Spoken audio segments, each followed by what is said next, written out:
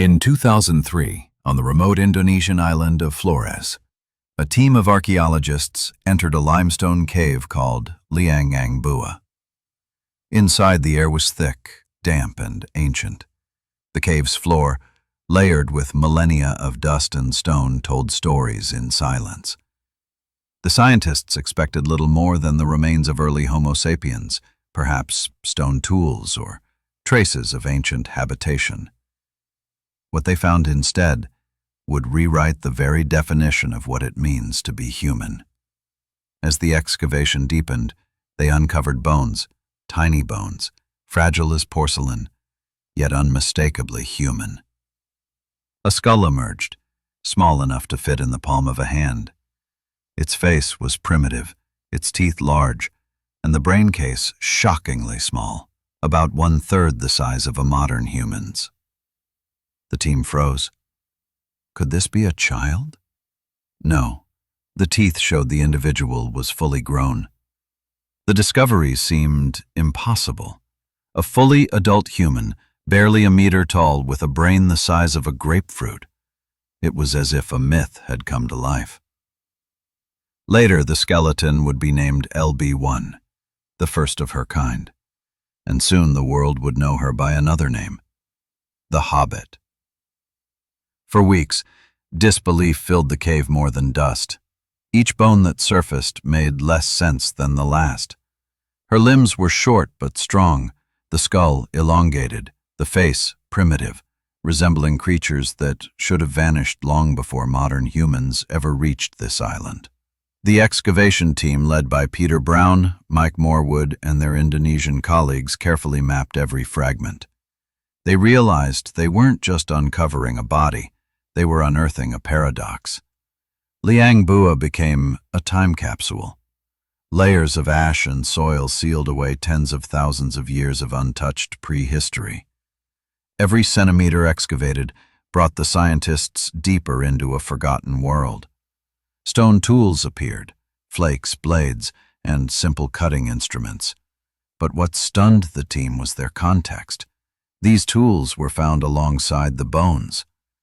Whoever made them possessed intelligence, skill, and perhaps cooperation. Yet how could such a tiny-brained creature craft such tools?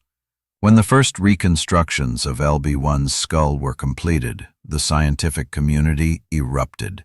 Some declared it a new species, Homo floresiensis. Others dismissed it as an anomaly, perhaps a diseased modern human suffering from microcephaly or a developmental disorder. The debates were fierce, emotional, and sometimes hostile. It wasn't just about one skeleton. It was about the story of human evolution itself. If Homo floresiensis was real, it meant something extraordinary. Modern humans had not been alone on Earth as recently as 12,000 years ago. The idea that another branch of humanity, tiny, strange, and primitive, had survived into the age of civilization challenged every assumption about our singular rise. But before the arguments began, there was only silence in the cave. Silence and awe. Liang Bua, meaning cool cave in the local language, lies in the heart of Flores Island, surrounded by lush rainforest and towering volcanic ridges. To reach it, the archaeologists had to cross rivers, climb narrow ridges, and trek through dense vegetation. Few outsiders had ever seen it. To the locals, the cave had always been mysterious. Some avoided it, saying spirits lived within its dark chambers. Inside, the bones lay scattered among ancient hearths. Charred remains of animal bones hinted at cooking fires. Tiny stone tools, carefully chipped, spoke of dexterous hands. The sediments were rich with evidence: rodents, bats, birds, and even the remains of Stegodon, a miniature elephant that once roamed the island. It was an ecosystem frozen in time, an island world that had evolved apart from the rest of the planet. Flores itself had been a crucible of isolation. Surrounded by deep ocean trenches, it was never connected to the Asian mainland, not even during ice ages. Every species that reached it had to cross the sea. Elephants shrank. Rats grew giant. Komodo dragons ruled. And somehow, humans, or their ancestors, made the journey too. The bones of LB1 were dated using radiocarbon and uranium series methods. The results were shocking. She had lived just 18,000 years ago, and later discoveries suggested the species may have survived even more recently, perhaps until 12,000 years ago. That is, long after modern humans had spread across Asia, long after the last ice age had ended. The world already had art, villages, and myths, while, in a secluded cave, another kind of human may still have walked the earth. When the news broke, the world was captivated. Headlines declared the real-life Hobbits had been found. But behind the media fascination lay a deeper question. What was Homo floresiensis really? The skeletal structure told a story of both simplicity and adaptation. Her hips were wide like those of early humans, her arms long, her feet unusually large compared to her body, traits seen in much older hominins like Australopithecus, who lived millions of years before. Yet here she was, walking the earth almost yesterday, geologically speaking. How could such a being exist in the modern epoch? The answer, scientists began to suspect, lay in the island's isolation. In evolutionary biology, there is a phenomenon known as the island rule. Large animals on islands tend to become smaller over generations, while small animals often become larger. Limited resources, absence of predators, and genetic drift can push evolution in unexpected directions. Perhaps an early population of Homo erectus, the ancient explorer species that once roamed Asia, had been stranded here hundreds of thousands of years earlier. Trapped and cut off, they adapted, shrinking in body and brain, but surviving. If that theory was correct, then Homo floresiensis was not a primitive remnant, but a remarkable example of survival. While the rest of humanity evolved and spread across continents, the Flores people endured in their small island world, untouched by time. But time always catches up. The team continued to excavate, revealing more individuals, at least 9 others, showing the same small stature and unique features. This was no accident, no pathology. It was a population, a people. As night fell over the Indonesian forest, the researchers often sat by their campfires, their faces glowing with a mix of exhaustion and wonder. Somewhere beyond the flickering flames lay the cave where the Hobbits once lived, their echoes hidden beneath stone and ash.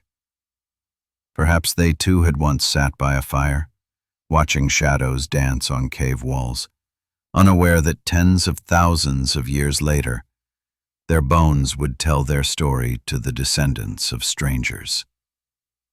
The deeper the team dug, the more it felt like time itself had folded. Here, in this humid darkness, the boundary between ancient and modern blurred. This was not just another fossil discovery, it was a mirror showing humanity's forgotten shapes, forgotten possibilities. When Homo floresiensis was announced to the world, one of the lead scientists said quietly, "We thought we knew the story of us. Now we realize we're just reading the first chapter." The scientific world was not ready. When the first detailed report of Homo floresiensis appeared in the journal Nature in October 2004, it struck like lightning across anthropology, archaeology, and even philosophy. Nothing like it had been found before. A being so small, so ancient in appearance, yet living so recently that its species could have shared the earth with modern humans, even our own ancestors' grandparents in mythic time. Skeptics moved quickly. "It's impossible," some said. A creature that small, with a brain so tiny, could not make tools, could not control fire, could not think like us. Others accused the discoverers of misinterpretation, of seeing a new species where there was merely disease. The war for the truth had begun. At the center of this storm stood the skull of LB1, a fragile shell barely 15 centimeters long. Inside it, the brain cavity measured only about 417 cubic centimeters, smaller than a chimpanzee's, smaller than a toddler's. And yet, right beside her bones, archaeologists had found finely worked stone blades and points, tools demanding coordination, memory, and planning. How could a brain so small produce such sophistication? Some scholars claimed Homo floresiensis was simply a modern human afflicted by microcephaly, a rare condition that stunts brain growth. Others suggested Laron syndrome or cretinism, diseases that can cause dwarfism. They argued that everything, the skull's shape, the small body, the sloping forehead, could be explained by illness, not evolution. But the bones refused to fit those boxes. When specialists in comparative anatomy examined the wrist, they found it wasn't like a modern human's at all. The bones of the hand were ancient, primitive, shaped more like those of Australopithecus, the genus of Lucy, who had lived over 3 million years earlier in Africa. The shoulder joints were higher, the collarbones more curved, the feet long and flat. This wasn't a sick modern human. This was something else entirely. The longer the data were studied, the more the lines blurred. It wasn't a question of either modern or primitive, it was both. A mosaic of traits from across time.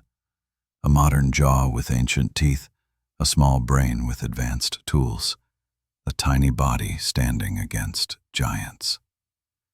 Inside laboratories across the world, models were built and debates raged. Could an offshoot of Homo erectus, the first human to walk out of Africa, have reached Flores nearly 1 million years ago, then shrunk to survive? The idea seemed outrageous, but fossils on the island's north had already hinted at human presence stretching back hundreds of thousands of years. If Homo erectus had indeed reached Flores, evolution might have taken its own winding path, shrinking body and brain to fit the island's limits, but preserving intellect where it mattered most. As the evidence grew, even the doubters grew quiet. The discovery was forcing scientists to face an uncomfortable truth. Our family tree was not a straight line, but a tangled forest. For decades, textbooks had told a simple story. From ape to Australopithecus, to Homo habilis, to Homo erectus, to us, Homo sapiens. Now, suddenly, there was another branch still alive long after the others had withered. The questions multiplied. If Homo floresiensis survived until 12,000 years ago, had they met modern humans? Had they seen our ancestors arrive with fire and tools of iron? Had they watched us from the shadows, small figures hidden among the palms? The local folklore of Flores carried whispers that seemed to echo across time. The Nage people told stories of the Ibu Gogo, the grandmother who eats everything. They spoke of small, hairy creatures that stole food, mimicked speech, and lived in caves. The elders claimed their grandparents had seen them. Most scientists dismissed the tales as legend, but after the Liang Bua discovery, such stories no longer felt entirely fictional. The possibility hung in the air like mist. Could memories of Homo floresiensis have survived in oral tradition? Could myth be fossilized in words, just as bone was in stone? In conference halls from Jakarta to London, the debates continued. Some scientists clung to the old certainty that humanity was singular, that all other forms had vanished long before our rise. Others, the bold few, began to speak differently. They spoke of coexistence, of overlap, of a world once crowded with kinds of humans, erectus, heidelbergensis, neanderthalensis, Denisovans, and now the Hobbits of Flores. And with that realization came a humbling sense of scale. For most of history, Homo sapiens had not been alone. We were merely one experiment among many. One branch on a tree that had sprouted, intertwined and broken countless times before. Back in Flores, the cave stayed silent, its secrets safe beneath the earth. The skeleton of LB1 lay preserved under climate-controlled glass, far from the humid air that had held her for so long. Visitors who looked upon her tiny skull often felt something difficult to name. Not pity, not fear, but kinship. She was not a monster, nor a myth. She was one of us. Different in size, in shape, in time, but human in the truest sense. A creature who made tools, hunted, gathered, burned fire, and dreamed. The discovery of Homo floresiensis was more than a scientific shock. It was a mirror held up to our arrogance. We had believed we were the pinnacle, the last survivor of a line that nature had sculpted toward perfection. But in that cave, a small skeleton whispered another truth. Evolution does not crown kings. It merely experiments, endlessly. And on that lonely island, one of its experiments had worked. For almost 1,000,000 years. As studies continued, new technologies refined the dating. The tools found alongside LB1 were older than expected, some reaching back 100,000 years or more. Layers above her remains hinted that the species' last fires might have burned around 50,000 years ago, close to the time when modern humans were spreading through Southeast Asia. Some estimates pushed their survival even later, to 12,000 years before present, nearly touching the age of recorded history. If true, it meant that as humans painted caves in Europe, sowed the first seeds in the Middle East, and began to tell stories of spirits and gods, on a small island across the sea, another kind of human still walked the forests. What did they see when they looked up at the same stars? Did they fear us? Or never know we existed? Did we, perhaps, fear them first? For the scientists who stood in Liangbua, those questions would never quite leave. Every fragment of bone, every chipped stone, every burned layer of sediment felt like a message across time. We were here too. And as the world learned to pronounce that strange name, Homo floresiensis, a deeper realization dawned. Humanity's story had not been about progress alone, but about survival, adaptation, and chance. The small woman of Flores, standing barely a meter tall, had endured when mightier species perished. She had lived through volcanic eruptions, ice ages, and predators larger than herself. Her bones were a testament to endurance. Her rediscovery, a challenge to pride. From that cave, in the humid silence of Flores, came a voice older than civilization, reminding us that being human was never about size, or even intelligence, but about persistence. And so, the age of the Hobbits began, not in fantasy, but in science. What had begun as an impossible rumor was now an undeniable truth. Humanity was not one story, but many, and some of its smallest chapters had left the deepest mark. In the months following the announcement, excitement turned to controversy. Conferences filled with whispers, papers were published at lightning speed, and entire careers seemed to hinge on a single question: was Homo floresiensis truly a new species? The debate began politely, then boiled into one of the fiercest scientific battles of the 21st century. On one side stood the discoverers, Peter Brown, Mike Morwood, Thomas Sutikna, and their Indonesian collaborators, defending their conclusion that the bones from Liang Bua represented an entirely separate human lineage. On the other side gathered a growing alliance of skeptics, determined to prove the so-called Hobbit was nothing more than a diseased or malformed modern human. Science thrives on skepticism, but this was different. It was personal, almost tribal. The discovery challenged too many assumptions, upended too many hierarchies. The neat, linear picture of human evolution, ape, erectus, sapiens, was suddenly a tangled web. For many researchers who had built their careers studying that tree, the idea of a tiny, big-footed cousin surviving until nearly yesterday was intolerable. The loudest skeptic was Indonesian paleoanthropologist Teuku Jacob, a towering figure in his country's academic world. He had spent decades studying Homo erectus fossils from Java and believed all ancient bones from Indonesia belonged to that lineage. When news of the Hobbit reached him, he reacted with fury. He insisted the Flores skeleton was simply a modern human suffering from microcephaly, a condition causing an abnormally small skull. "There is no new species," he declared. "It's just a sick person."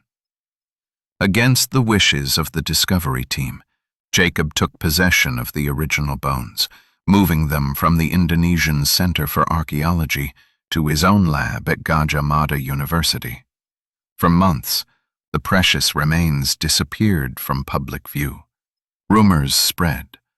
Were they being re-examined or held hostage? When the fossils were finally returned, some were reported damaged, scratched, even broken. Trust between the research groups collapsed completely. The scientific world watched, stunned. Never before had a fossil caused such political and emotional turmoil. The debates spilled into newspapers, documentaries, even parliament halls. The Indonesian government intervened, enforcing stricter rules on fossil export and research. The Liang Bua team suddenly found themselves not only defending their discovery, but also their integrity.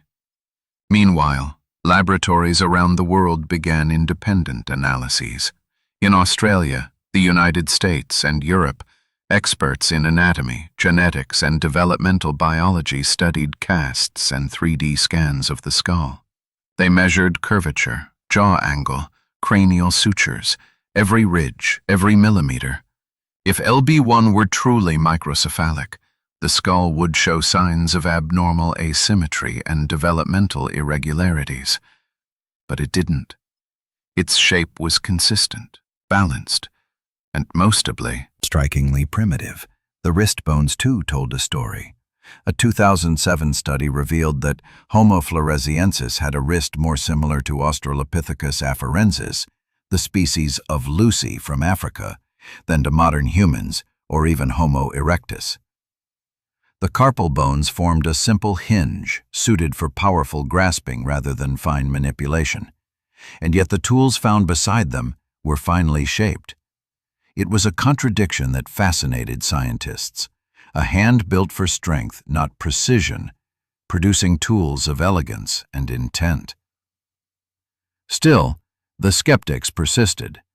They pointed to the small brain. How could such intelligence fit inside such a tiny skull? But the answer may have lain in efficiency, not size. The Neanderthals had larger brains than us, yet vanished. Intelligence, it seemed, was not measured in cubic centimeters, but in adaptability. By 2009, The evidence weighed heavily in favor of a distinct species. CT scans revealed that LB1's brain, though small, possessed complex folding patterns associated with higher cognitive function. The frontal and temporal lobes, areas linked to planning and language, were proportionally advanced. The shape of the brain case didn't match any pathological modern human known to science. As data accumulated, even some of the early critics began to soften. The possibility that the Flores people represented a long, isolated descendant of Homo erectus gained ground. If erectus had reached Flores hundreds of thousands of years ago, trapped by rising seas, natural selection could have favored smaller bodies requiring fewer resources. The island's limited food and absence of large predators would have pushed evolution toward miniaturization, a phenomenon well documented in island ecosystems. The more scientists learned, the more wondrous the picture became. On this small island, evolution had written a story both familiar and alien. Here, elephants the size of cows, Stegodon florensis, roamed the valleys. Giant rats larger than cats scurried through the underbrush, and among them, small humans, barely 1 meter tall, hunted, gathered, and survived. But what struck the scientific imagination most was how recent it all was. Radiometric dating placed the youngest remains at roughly 60,000 to 50,000 years ago, possibly younger. At that very moment, modern humans were dispersing across Southeast Asia, reaching Australia. That overlap was impossible to ignore. Somewhere in those forests, the last hobbits might have seen the first modern humans. Did they meet? Did they communicate, trade, or fight? No one could say, but archaeology hinted at something profound. Where Homo sapiens appeared, Homo floresiensis vanished soon after. The pattern felt hauntingly familiar. In anthropology, discovery and doubt are partners. Every bone must earn its truth through argument, through replication, through time. The story of the Hobbit was no different. It endured every attack, every accusation, and still stood firm. Gradually, a new generation of scientists, less invested in the old hierarchies, embraced it. They saw Homo floresiensis not as a curiosity, but as a missing chapter in humanity's great experiment. In 2016, new excavations on Flores uncovered even older remains, stone tools dating back 700,000 years, and bones of tiny ancestors strikingly similar to LB1. The lineage was real. The Hobbit had deep roots. This discovery silenced most remaining skeptics. The debate was not whether Homo floresiensis existed, but what its existence meant. And so, what had begun as a war of words ended as a revolution of thought. In the quiet aftermath, when the voices of argument faded, the facts remained. A species of small humans had thrived on a forgotten island for nearly 1 million years. Their bones, once mocked and dismissed, now stood as witnesses to nature's ingenuity. Every generation of scientists must face a discovery that unsettles them. For Darwin's century, it was evolution itself. For the 20th century, it was the realization that humans were not the center of the universe, but one species among many. For the 21st, it was the Hobbit of Flores, a reminder that even within our genus, diversity once flourished. The skeptics had not been wrong to question. Doubt had sharpened the truth. But when the dust of debate settled, the cave in Flores still whispered the same story. Beneath its cool, dark ceiling, the bones of a small woman still rested, her grin eternal, her skull a quiet defiance to all who underestimated her kind. The war of skepticism was over, but the mystery was only beginning. For if these small people truly lived until the threshold of recorded time, then somewhere in that fog of prehistory, myths may have been born, not from imagination, but from memory. And as scientists packed their tools, labeling each fragment for study, one could almost hear an echo from the depths of the cave, faint but certain. We were here long after you thought we were gone. To understand Homo floresiensis, one must begin not with imagination, but with bone. The bones tell everything: how a being moved, ate, hunted, birthed, and died. In the case of the Flores Hobbits, each curve of the skeleton revealed a puzzle, a mosaic that seemed assembled from pieces of both the distant past and the recent present. When researchers laid out the full skeleton of LB1 on a table for the first time, the scale felt almost surreal. The adult female stood only about 1.06 meters tall, roughly the height of a modern 3-year-old child. Yet her limbs, joints, and skull proportions showed that she was no child. She had lived into adulthood, perhaps her late 20s or early 30s. Her body was fully developed, compact, and functional. She was, in every sense, a complete human, just of a different kind. The head was the first shock. The skull's volume was measured at 417 cubic centimeters, smaller than any other member of the genus Homo known at the time. Smaller even than the brains of Australopithecus afarensis and Homo habilis, species that had lived nearly 2 million years earlier. A brain that small, scientists argued, should not have been capable of producing stone tools as sophisticated as those found in Liang Bua. Yet the evidence was undeniable. The face of LB1 was peculiar, delicate, and old-fashioned at once. The forehead sloped steeply back. The brow ridges were heavy, almost like those of Homo erectus. The eyes were large, the jaw short but strong. Her teeth were small and evenly spaced, suggesting a diet that included both meat and plants. There were no signs of disease, no evidence of deformation.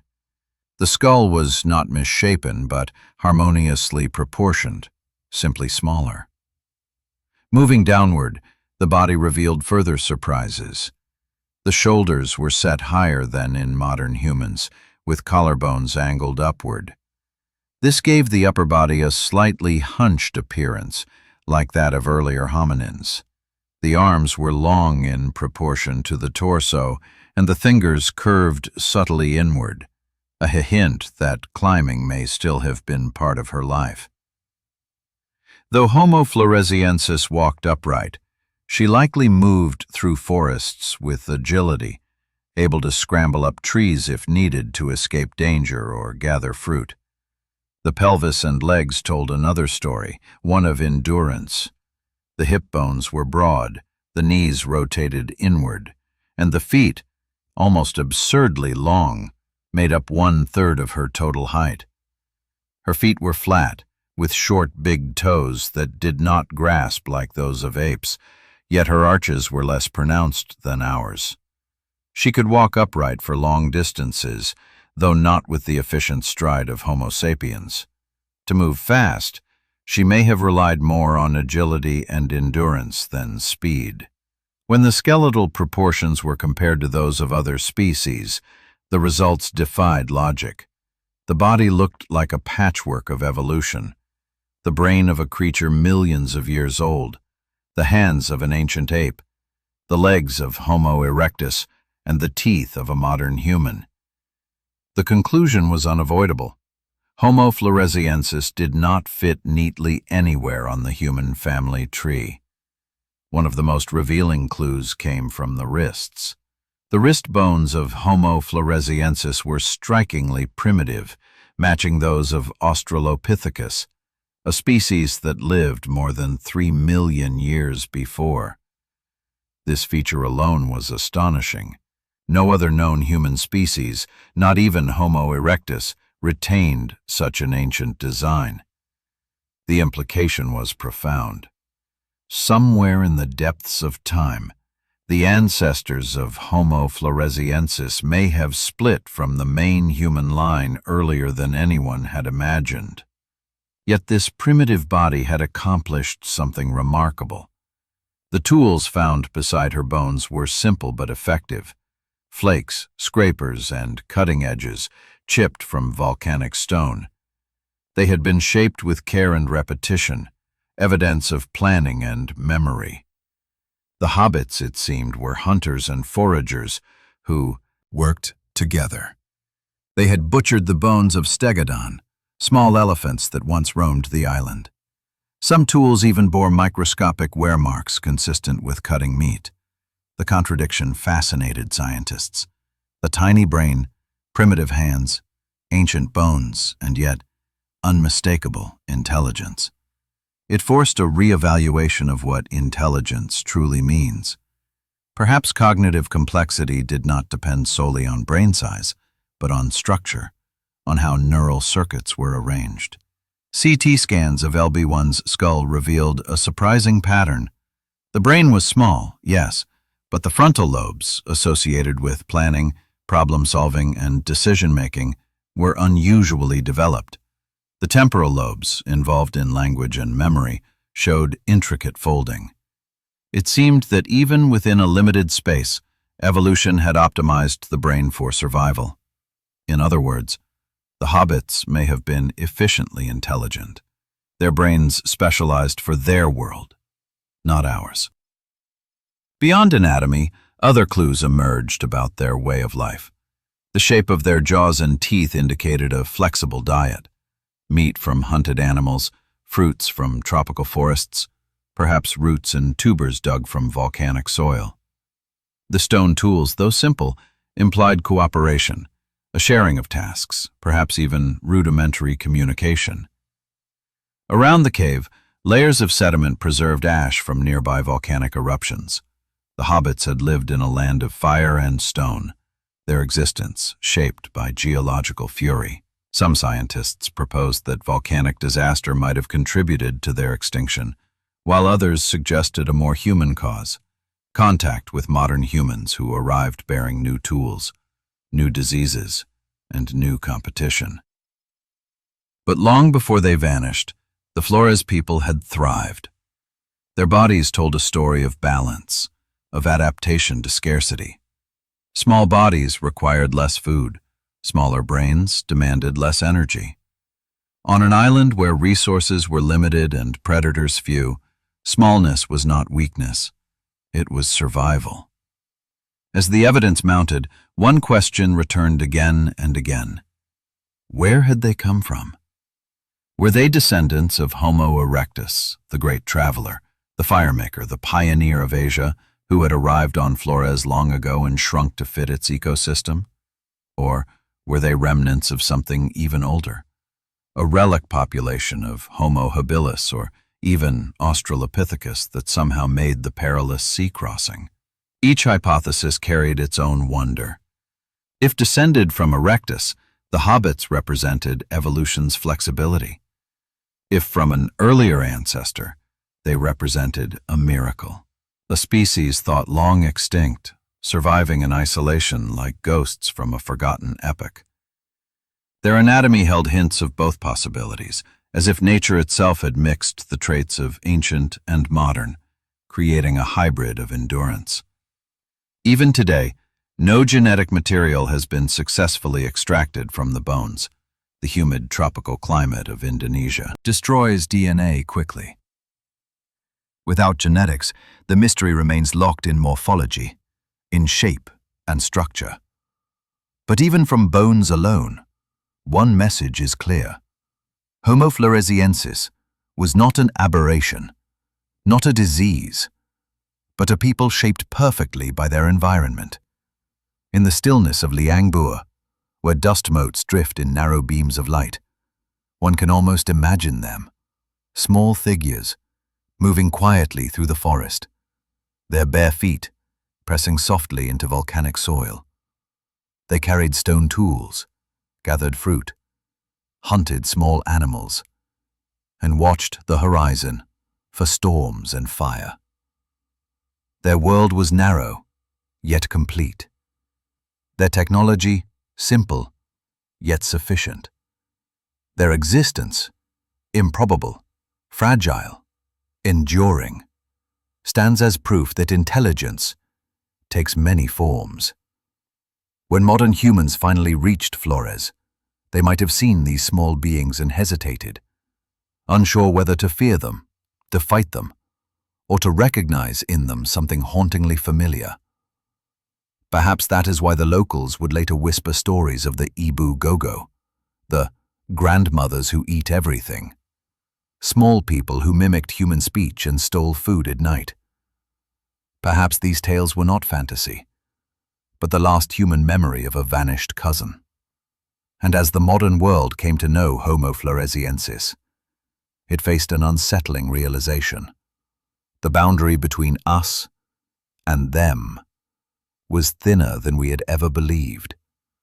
For on that small island, a different kind of human had walked, dreamed, and survived for nearly 1,000,000 years, with a body that looked backward and a mind that reached forward.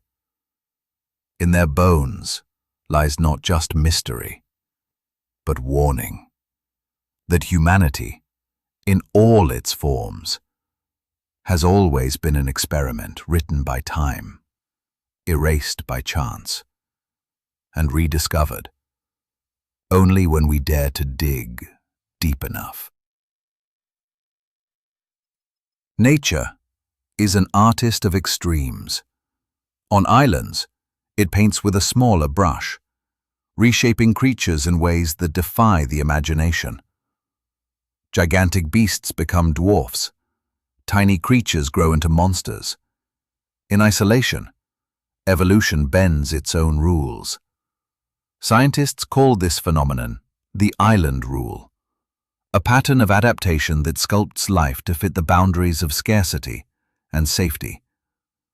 And nowhere on Earth is this rule written more clearly than on the island of Flores. To understand Homo floresiensis, we must first understand Flores itself, a shard of volcanic rock, adrift between Asia and Australia, surrounded by deep seas that have never fully receded. Even during the Ice Ages, when global sea levels dropped more than 100 meters, Flores remained cut off by ocean trenches. No great land bridge ever connected it to the mainland. Whatever life reached this island had to cross the sea, by storm, by accident, or by an astonishing act of will. Those that survived found a world apart. The jungles of Flores were thick with palms, figs, and giant bamboo. Rivers cut deep gorges through volcanic stone, while the shadow of smoking mountains loomed over valleys filled with strange beasts. There were no lions, no tigers, no great apes, only smaller predators and opportunists. And into this quiet world drifted immigrants who would never leave. The elephants that reached Flores, for instance, were no longer elephants for long. Over thousands of generations, they shrank into Stegodon florensis, a dwarf species barely as tall as a pony. Rats, on the other hand, grew large, some over a meter in length, filling the empty ecological roles left by vanished carnivores. Even reptiles followed the pattern. The mighty Komodo dragons, which elsewhere would have been hunted or outcompeted, thrived here as apex predators. For humans, or whatever early ancestors of humans reached the island, the same pressures applied. Survival here did not reward strength or size. Food was limited, competition small. In such an environment, smaller individuals needed less energy, reproduced more easily, and could live longer with fewer resources. Over generations, evolution rewarded the compact, the efficient, the survivors. It was within this crucible that Homo floresiensis was forged. The journey of their ancestors to Flores remains one of the greatest mysteries in prehistory. The nearest large landmass, Java, lies over 400 kilometers to the west. Between lies a stretch of ocean known as the Flores Line, a deepwater barrier separating the ecosystems of Asia and Australasia.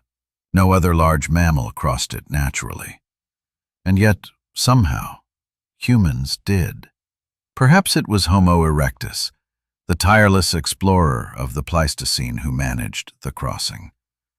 They were known to have reached Java by 1.6 million years ago, building simple rafts or clinging to floating debris swept by storms. Some researchers believe that small groups, driven by curiosity or chance, drifted eastward and landed on Flores. There, cut off from the rest of humanity, they began a slow and silent transformation. The process took hundreds of thousands of years. Gradually, bodies grew smaller, brains lighter, bones thinner. But intelligence remained. The island's dangers demanded cleverness. Komodo dragons lurking near rivers, venomous snakes coiled in the canopy, volcanoes that could erase entire valleys overnight. The Hobbits adapted not by force but by cunning, mastering tools, fire, and cooperation. On an island where every resource was precious, they learned balance. The stone tools discovered at Liangbua and other sites show efficiency of design. Small flakes carefully chipped to maximize cutting edges. There was no waste, no extravagance. Even the fires they built, archaeologists believe, were modest, just enough to cook food or ward off the night's chill. This was not the technological arrogance of Homo sapiens, but the quiet wisdom of survival. The island rule had not just changed their bodies, it had reshaped their culture. In isolation, Homo floresiensis created a self-contained world, a rhythm of life tuned to the island's heartbeats. The fossils of small stegodon show cut marks from stone blades, evidence that the hobbits hunted in groups, coordinated their movements, and shared the kill. For creatures barely over a meter tall, this was no small feat. Perhaps they waited by the rivers where stegodon came to drink, hiding behind ferns until one wandered too close. A volley of stones, sharp cries, the flash of fire-hardened spears, and the hunt would begin. The prey, though small by elephant standards, was still several times larger than any hobbit. To bring one down required cooperation, courage, and planning. Traits that speak of intelligence far beyond instinct. In the sediment layers of Liangbua, archaeologists have found evidence of multiple occupation phases, stretching back tens of thousands of years. Each layer tells of return, of people who came back to the same shelter generation after generation. The cave had become more than a home. It was a memory, a landmark in time. And yet, despite the comfort of the cave, the hobbits lived on the edge of danger. Volcanic eruptions frequently blanketed the island in ash. Earthquakes shook the mountains. Sea levels rose and fell, changing coastlines and food supplies. Survival demanded adaptability, a trait shared by every species that endured the island's trials. Over time, the hobbits' anatomy reflected these challenges. Their long arms and strong fingers suggested they could still climb, perhaps to escape floods or predators. Their small bodies helped them conserve energy during lean years. Their brains, though small, were wired for quick reaction and memory, traits vital for navigating a complex forest filled with both promise and peril. To live small on an island of giants was no tragedy. It was triumph. Modern humans, with our large bodies and endless appetites, often see smallness as limitation. But on Flores, smallness was power. Every adaptation of Homo floresiensis, from their flat feet to their reduced stature, was a solution to a problem written by the island itself. They were not weak remnants of evolution's past, but masterpieces of survival. And perhaps this is why they endured for so long, from at least 700,000 years ago until the late Pleistocene, long after Homo erectus had vanished elsewhere. In a world ruled by chaos, the Hobbits found equilibrium. Today, when scientists walk through the forests of Flores, they still find echoes of that ancient order. Giant rats still scurry through the undergrowth. Komodo dragons bask in the sun. The landscape itself remains wild and unpredictable, a living memory of the world that shaped Homo floresiensis.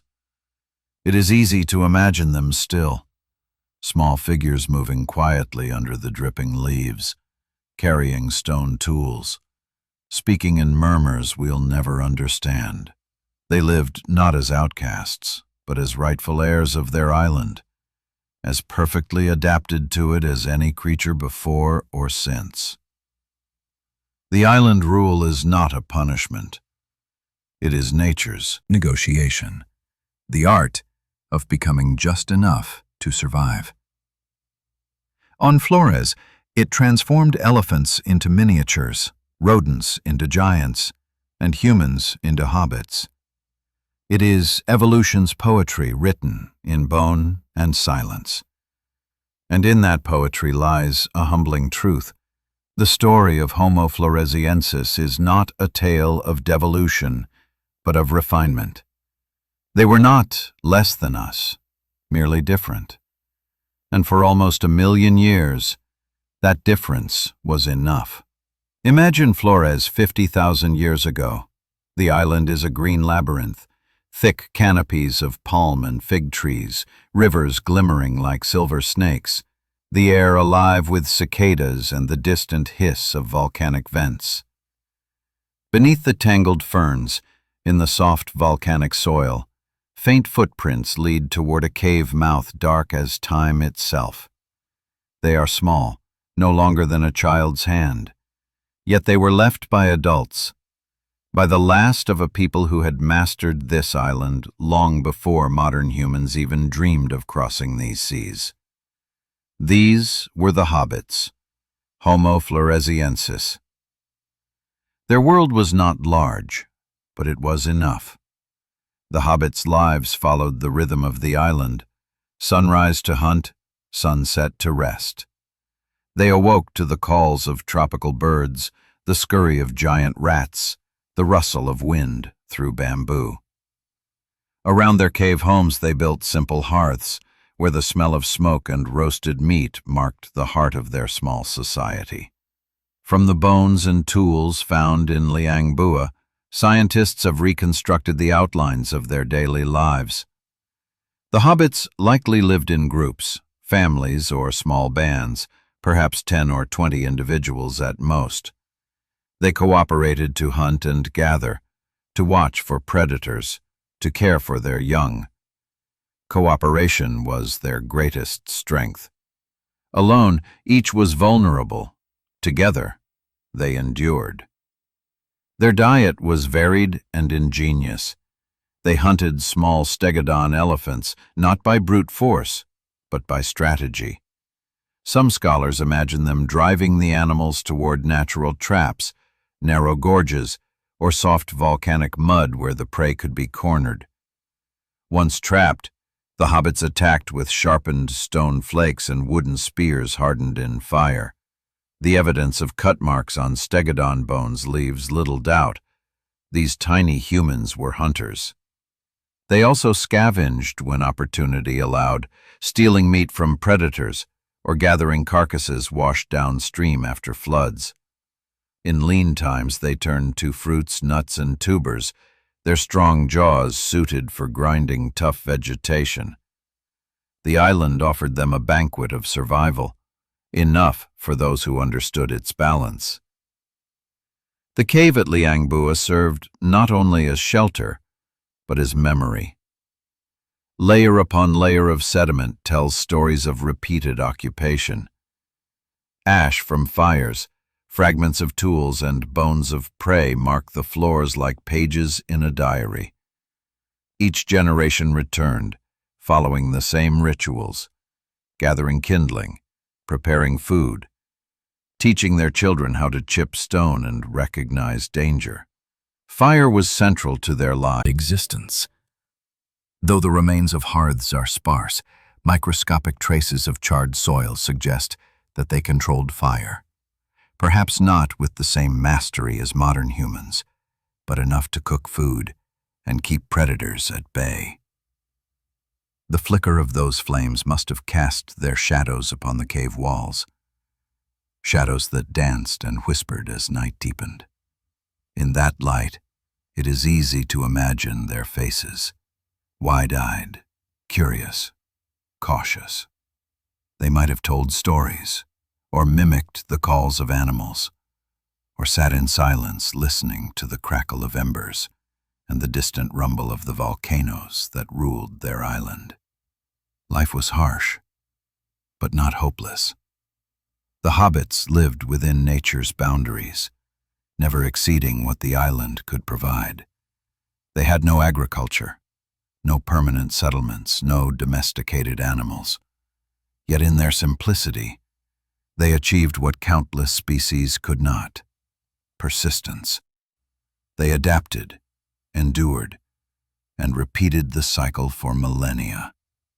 Their tools reveal both ingenuity and constraint. Stone flakes served as knives, scrapers, and spear tips. The tools were small, often less than 10 centimeters long, shaped from local volcanic rock. They show careful craftsmanship, consistent angles, deliberate strikes. The mark of tradition passed through generations. Though less complex than the blades of Homo sapiens, they were perfectly suited to their purpose. Some researchers believe they also made simple wooden tools, digging sticks, spears, and possibly baskets of woven grass. None of these organic materials survive, but traces of soot and plant residue in the soil hint at their use. Socially, they must have been tightly knit. Isolation demanded it. Each member of a group depended on the others for food, protection, and knowledge. The young learned by watching, observing the rhythm of hunting, the art of shaping stone, the caution required near Komodo dragons or volcanic streams. Their communication, though forever lost to us, may have included gestures, calls, or primitive words, enough to organize hunts and warn of danger. And what of emotion? The bones cannot tell us, but perhaps their hearts can be imagined. They cared for their own, that much seems clear. Some remains show healed injuries, fractures that had mended, suggesting that injured individuals lived long enough to recover with the group's help. Compassion, even in its simplest form, may have existed among them. The Hobbits lived close to the earth. They knew the songs of birds, the scent of ripened fruit, the paths of prey. Their small stature was an advantage. They could move quietly through the undergrowth, hide in crevices, survive on little. Theirs was a world of immediacy. No gods, no cities, no hierarchies. Only the next meal, the next shelter, the next dawn. Yet there was beauty in that simplicity. They lived in balance with an untamed island, their lives as much a part of its rhythm as the tide and the wind. In that balance lies something modern humans have long forgotten. As millennia passed, little changed. Evolution had found equilibrium. Their tools remained similar, their size and anatomy stable. For perhaps hundreds of thousands of years they lived without war, without expansion, without the hunger for domination that would later drive Homo sapiens across continents. They needed nothing more than what Flores already gave. Still, their world was not static. Volcanic eruptions periodically reshaped the land. Ash clouds could darken the skies, suffocating vegetation and wiping out prey. After such events, the hobbits may have retreated into caves, surviving on roots and whatever small animals remained. Nature's fury was a constant companion, a reminder of fragility. When the skies cleared, the forests returned. Life rebounded, and so did they.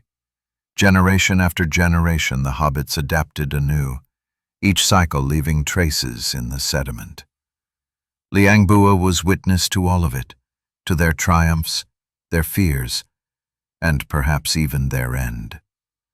The end itself remains a mystery. Did they vanish suddenly, swallowed by fire or flood? Or did they fade slowly, replaced by newcomers, taller, stronger, hungrier?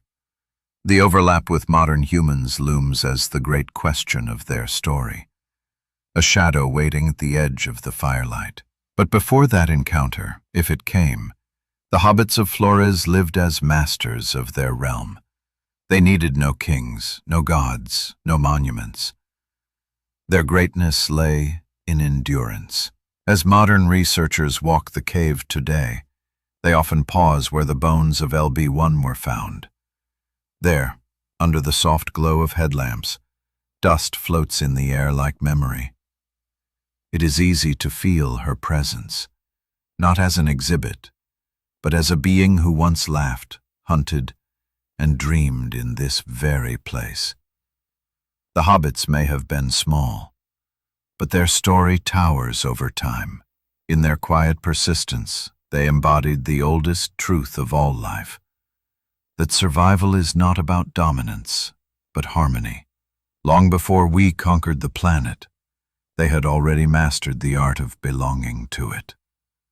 The island of Flores was no paradise. For the hobbits, it was a realm of constant testing, a place where survival was a daily negotiation between courage and fear. The forests that sheltered them also hid their greatest threat, the Komodo dragon, a predator as ancient as time itself. Long before humans ever set foot on Flores, these giant lizards ruled the island. Descended from even larger varanid ancestors, they could grow over 3 meters long and weigh as much as an adult man.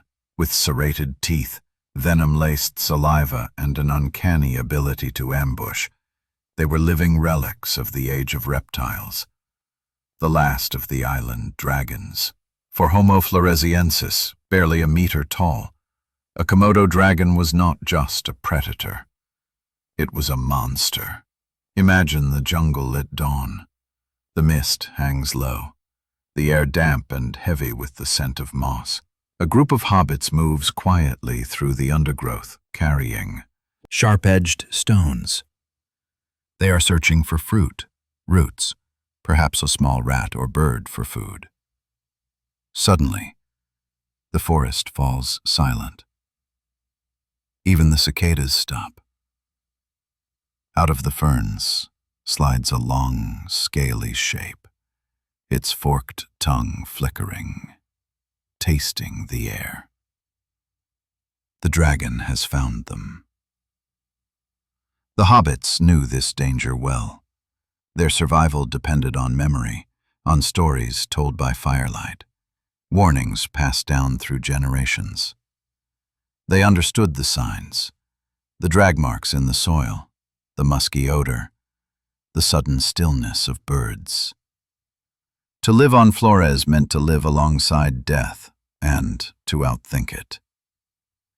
Some scientists believe Homo floresiensis developed strategies to defend themselves. The tools found near the cave show edges sharp enough to pierce hide and flesh. Burned soil layers hint at controlled fire, perhaps used to keep dragons at bay. A small band of hobbits, armed with torches and stones, might have been able to drive off even a predator many times their size. Their lives demanded coordination, courage, and shared knowledge. A lone hobbit stood no chance, but together they became formidable.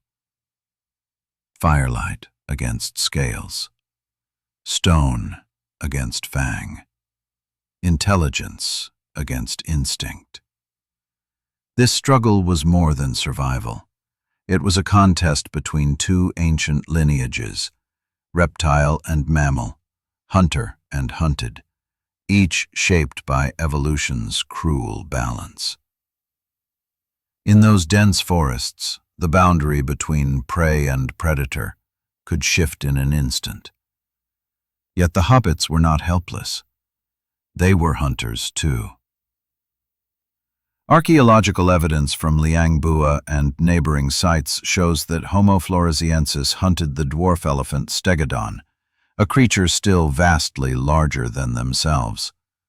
The cut marks on stegodon bones and the distribution of stone tools suggest organized hunting parties. They likely targeted young or weakened animals, using traps or driving them into natural pits. If they could bring down an elephant, even a small one, then surely they had the wit to face the dragons. To survive on Flores was to respect its power, but never to surrender to it. The Komodo dragon was not the only danger. The island's ecosystem teemed with other hazards. Giant storks with 2-meter wingspans that might have competed for carrion, snakes whose venom could kill within hours, volcanoes whose eruptions reshaped the land overnight. The hobbit's senses had to stay sharp, eyes attuned to movement, ears trained to the rhythm of the forest. Their smallness became their advantage. They could vanish into foliage, climb trees, or hide in narrow crevices where predators could not follow. In such a landscape, every sound mattered. The crack of a branch could mean the approach of prey or of death. To live long enough to raise young, a hobbit needed not just strength, but wisdom. And so, generation after generation, they learned the island's moods. They learned when to forage near rivers and when to avoid them. They learned that firelight was safety, that darkness was not.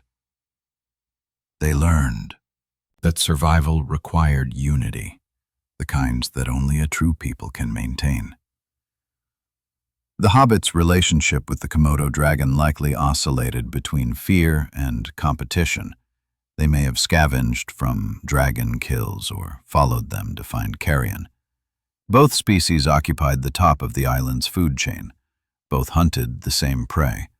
Both were apex survivors, locked in an ancient ecological duel that lasted for millennia. To scientists, this coexistence offers an extraordinary window into the dynamics of prehistoric ecosystems. Flores, isolated and self-contained, became a living laboratory of evolution, a miniature world where ancient rules still applied. Predators and prey, humans and reptiles, evolved not through conquest but through coexistence. It is possible that over time the hobbits learned to read the dragons, to understand their behavior and habits. Perhaps they knew the seasons when the lizards laid eggs and avoided their nesting grounds. Perhaps they scavenged unguarded eggs as a source of protein, another small advantage in a world of scarcity. If they did, those instincts were hard-earned. The Komodo dragon's bite was not only physical but chemical. Its saliva carried bacteria and toxins that caused infection and shock. A single bite could mean death days later. To fight such an enemy required precision and planning. A group of hobbits might distract a dragon with fire while others hurled stones from behind. They could not overpower it, but they could outlast it. Fire, again, was the great equalizer. When the first sparks leapt from their hearths, The balance of the island shifted. No longer were the hobbits merely prey. They had harnessed the one force that predators feared instinctively: flame. In its glow, the Komodo dragon's dominance began to wane. Yet fire had another effect. It brought the hobbits closer together. Gathering fuel, tending the flames, sharing warmth, these were acts of community. Around the fire they exchanged knowledge, passed on warnings, and perhaps even stories. Each tale told was an act of survival, ensuring that memory itself became a weapon against extinction. It is difficult not to imagine the scene. Night falls. The forest hums with unseen life. In the darkness beyond the cave, eyes glint, the watching gaze of a Komodo dragon. Inside, the hobbits huddle close to their fire, shadows flickering against stone walls. One of them chips a piece of volcanic rock, shaping it into a new blade. Another stirs the embers, the sparks rising like stars. The dragon snorts, turns, and slinks away. In that moment, intelligence wins again. Smallness, once a weakness, becomes strength. The struggle between the hobbits and their predators was not a war of domination, but a rhythm. Predator and prey bound in the same circle of necessity. They shared the island, each mastering its perils in their own way. And for nearly 1,000,000 years, that balance held. The hobbits hunted. The dragons hunted. The forest endured.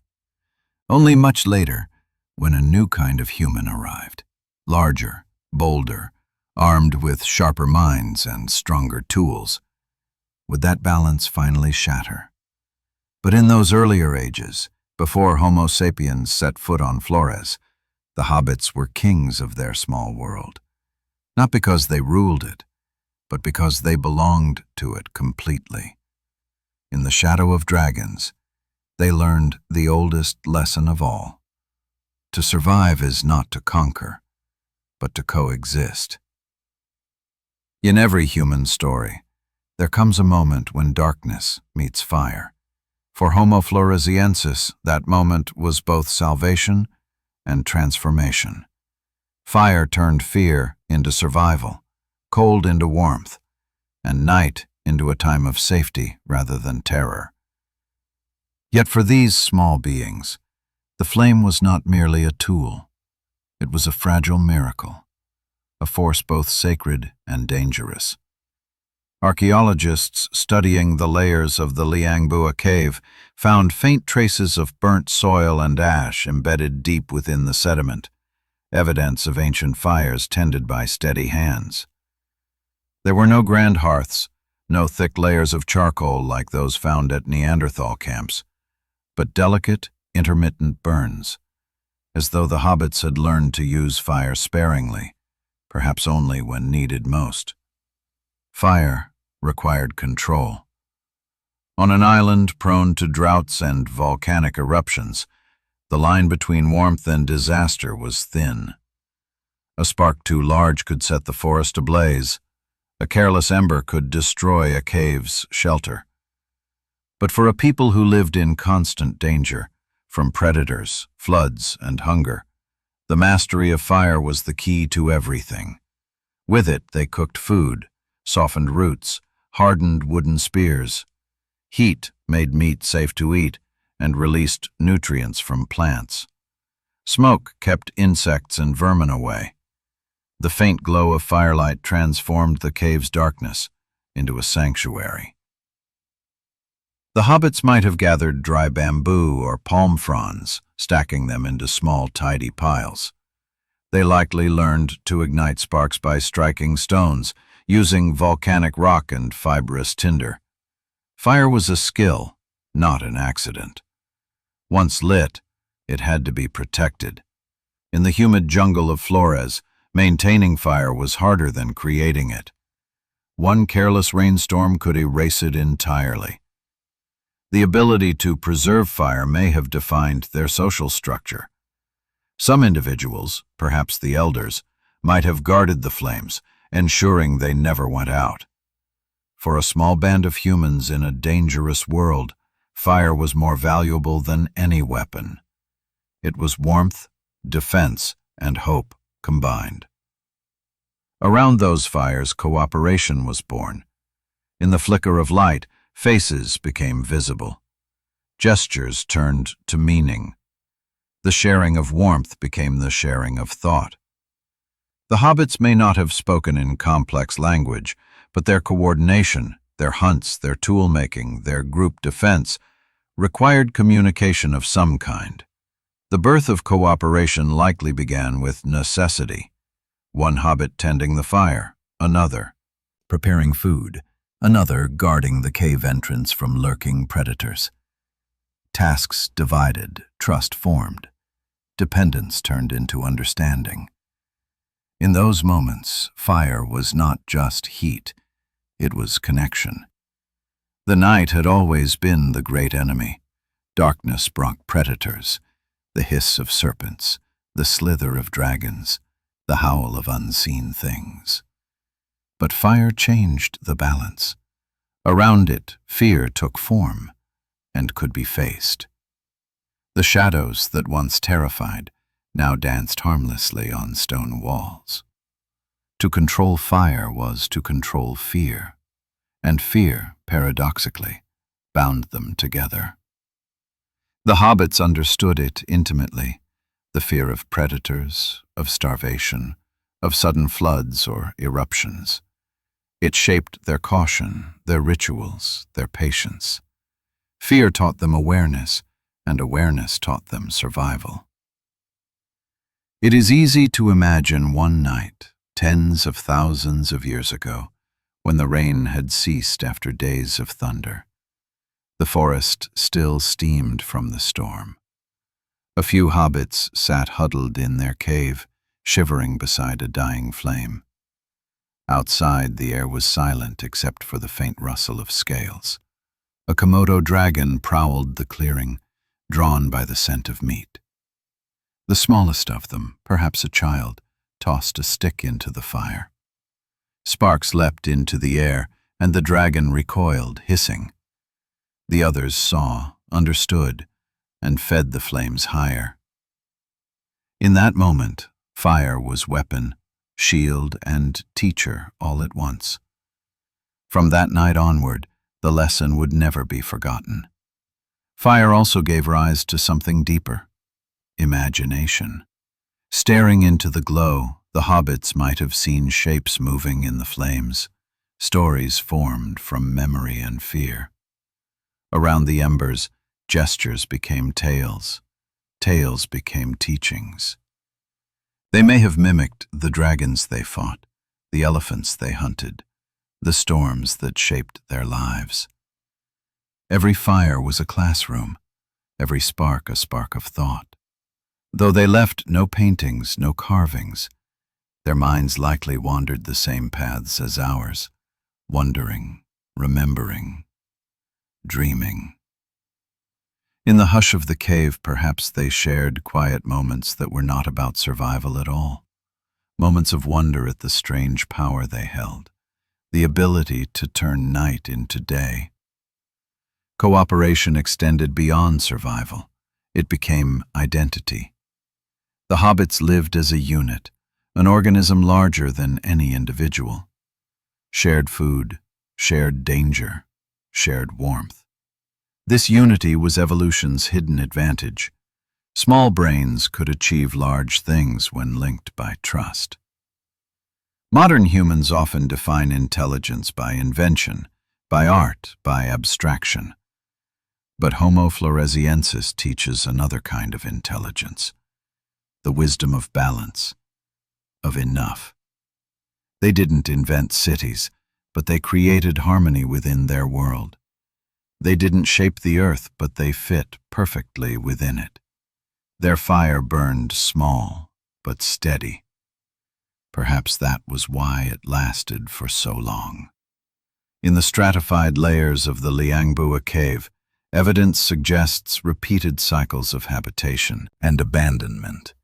The hobbits would leave during disasters, volcanic eruptions, floods, and return when the land healed. Each time they rebuilt the fire, restarted the rhythm of their lives. The persistence is astonishing. For over 500,000 years, their lineage adapted to every change the island threw at them. But nothing lasts forever. Fire can protect, but it can also betray. Around 60,000 years ago, the skies of Flores darkened again. Volcanic ash blanketed the forests. Rivers changed course. Prey animals vanished. The delicate balance of life tilted dangerously. And far to the west, another fire was burning, the fire of Homo sapiens.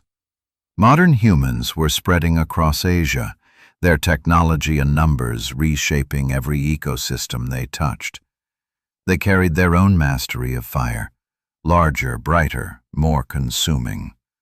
When their sparks finally reached the islands east of Java, the world of the hobbits would never be the same. But for that brief age, before the newcomers arrived, Homo floresiensis stood as the keepers of a smaller flame, one that had survived against all odds.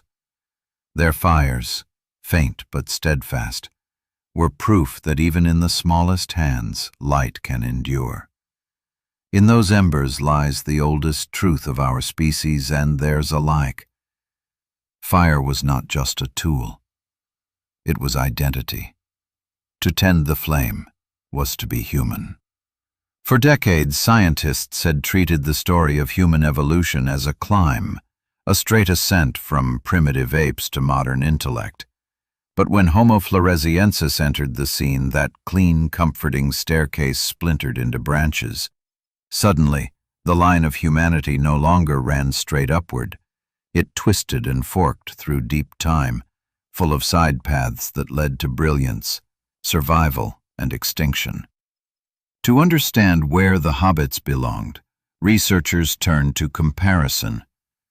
The bones of Homo floresiensis looked too distinct to be mere variation within Homo sapiens, and too advanced to belong entirely to Australopithecus. They stood somewhere between, a ghost lineage straddling epochs.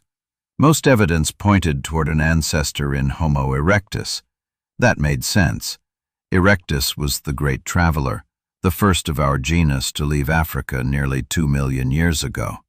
Fossils of Homo erectus had been found in Java, not far from Flores, showing that these early explorers had mastered tools, fire, and persistence.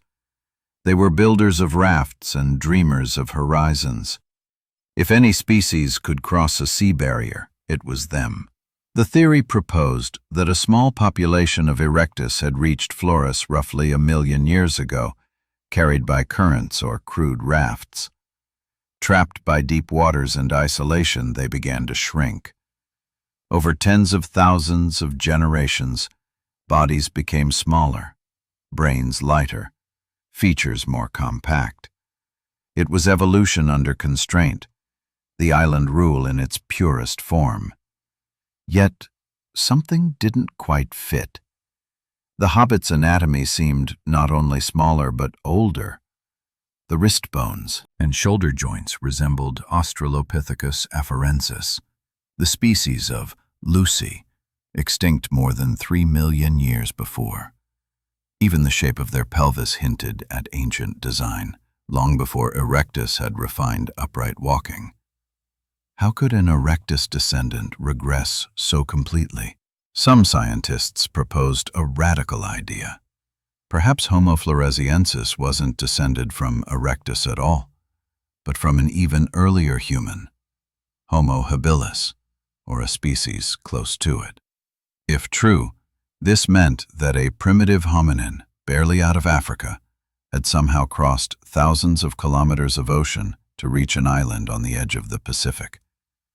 It was almost unthinkable, yet the bones seemed to whisper that very story. The implications were staggering. If the ancestors of Floresiensis had left Africa earlier than erectus, They must have possessed abilities we never imagined for such ancient beings. Perhaps curiosity, courage, or simply accident guided them across the waves. In any case, they survived where others perished, carrying their small fire of existence to a faraway shore. Other experts suggested an alternative. Perhaps Homo floresiensis had indeed evolved from erectus, but through extreme dwarfing, a process so severe that it reshaped not only size but proportions and features, giving them the appearance of older species. Evolution, after all, is not a simple rewind or fast forward. It can remix its own designs.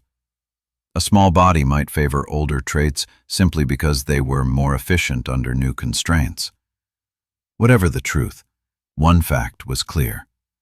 Homo floresiensis represented a separate evolutionary line, an independent experiment in being human. They were not our ancestors, but our cousins, distant, yet familiar. This realization required a shift in perspective. Humanity, once thought unique, now appeared as a family, large, diverse, full of forgotten names. The Neanderthals in Europe, the Denisovans in Asia, the Red Deer Cave people in China, and now the Hobbits of Flores. Each had walked their own path, crafted their own tools, and vanished into time's deep silence. On a genetic level, however, the mystery remained unsolved. The warm, wet climate of Indonesia destroys DNA within a few thousand years. Every attempt to extract genetic material from Floresiensis bones failed. The information we needed, the molecular signature of their lineage, was gone. Their story survived only in shape and form, etched in fossilized bone like a code written in silence. But even without DNA, the anatomy spoke volumes. The skull, though small, had a configuration of brain regions suggesting intelligence. The teeth, primitive in structure, still showed adaptation to diverse diets. The proportions of the limbs balanced strength with mobility. Each feature was evidence of a species shaped not by weakness but by precision, the perfect balance for life on Flores. Fossils found at a site called Mata Menge on the Soa Basin of Central Liardet, Flores deepened the mystery further. In 2016, researchers uncovered a partial jawbone and teeth strikingly similar to Homo floresiensis, but nearly 700,000 years older. The individual was even smaller. It confirmed that the lineage had ancient roots on the island, predating any known modern human arrival. This discovery silenced many skeptics. It proved that the Hobbit was not a diseased Homo sapiens, but a legitimate evolutionary branch, one that had lived, evolved, and thrived in isolation for hundreds of millennia. The timeline of humanity was expanding like a shattered map. Where we once imagined a single road, there were now intersections, detours, and cul-de-sacs. Homo floresiensis stood on one such road, short, winding, but extraordinarily long-lived. For evolutionary biologists, this changed everything. It suggested that intelligence and tool-making were not exclusive to large-brained species. The Hobbits demonstrated that the mind could adapt, simplify, and still endure. They were proof that complexity is not the only path to success. And yet, their isolation also doomed them. Cut off from the world, they missed the exchange of genes and ideas that allowed other species to innovate. Their island was both cradle and cage. Still, their endurance is astonishing. If Homo floresiensis truly descended from erectus, their lineage had lasted nearly 1,000,000 years, longer than Homo sapiens has existed so far. They witnessed ice ages and shifting seas, volcanic winters, and the rise of new species. And through it all, they remained. Unchanged, steadfast, small, but unbroken. It is humbling to imagine that when our own ancestors were learning to paint in caves and sow seeds in fertile valleys, another kind of human still walked beneath the palms of Flores, unaware that they were the last of their line. Their extinction was not the end of their story, but the beginning of our understanding. The discovery of Homo floresiensis forced scientists to rewrite what it means to be human, not as a single species, but as a chorus of voices, some loud, some lost. They were proof that evolution is not a ladder, but a web, and every branch, no matter how small, mattered. Today, when we look at the tiny skull of LB1, we are not looking at a relic. We are looking at a mirror, one that reflects not our dominance, but our diversity. The Hobbits remind us that intelligence wears many faces, that survival is not measured by size, and that the human story has never been ours alone. They were a separate line, yes, but part of the same grand experiment that shaped every heartbeat and thought we carry today. In their smallness lies our humility. In their endurance, our awe.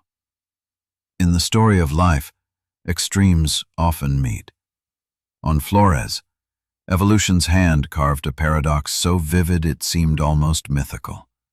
A species born of giants, yet destined to live small.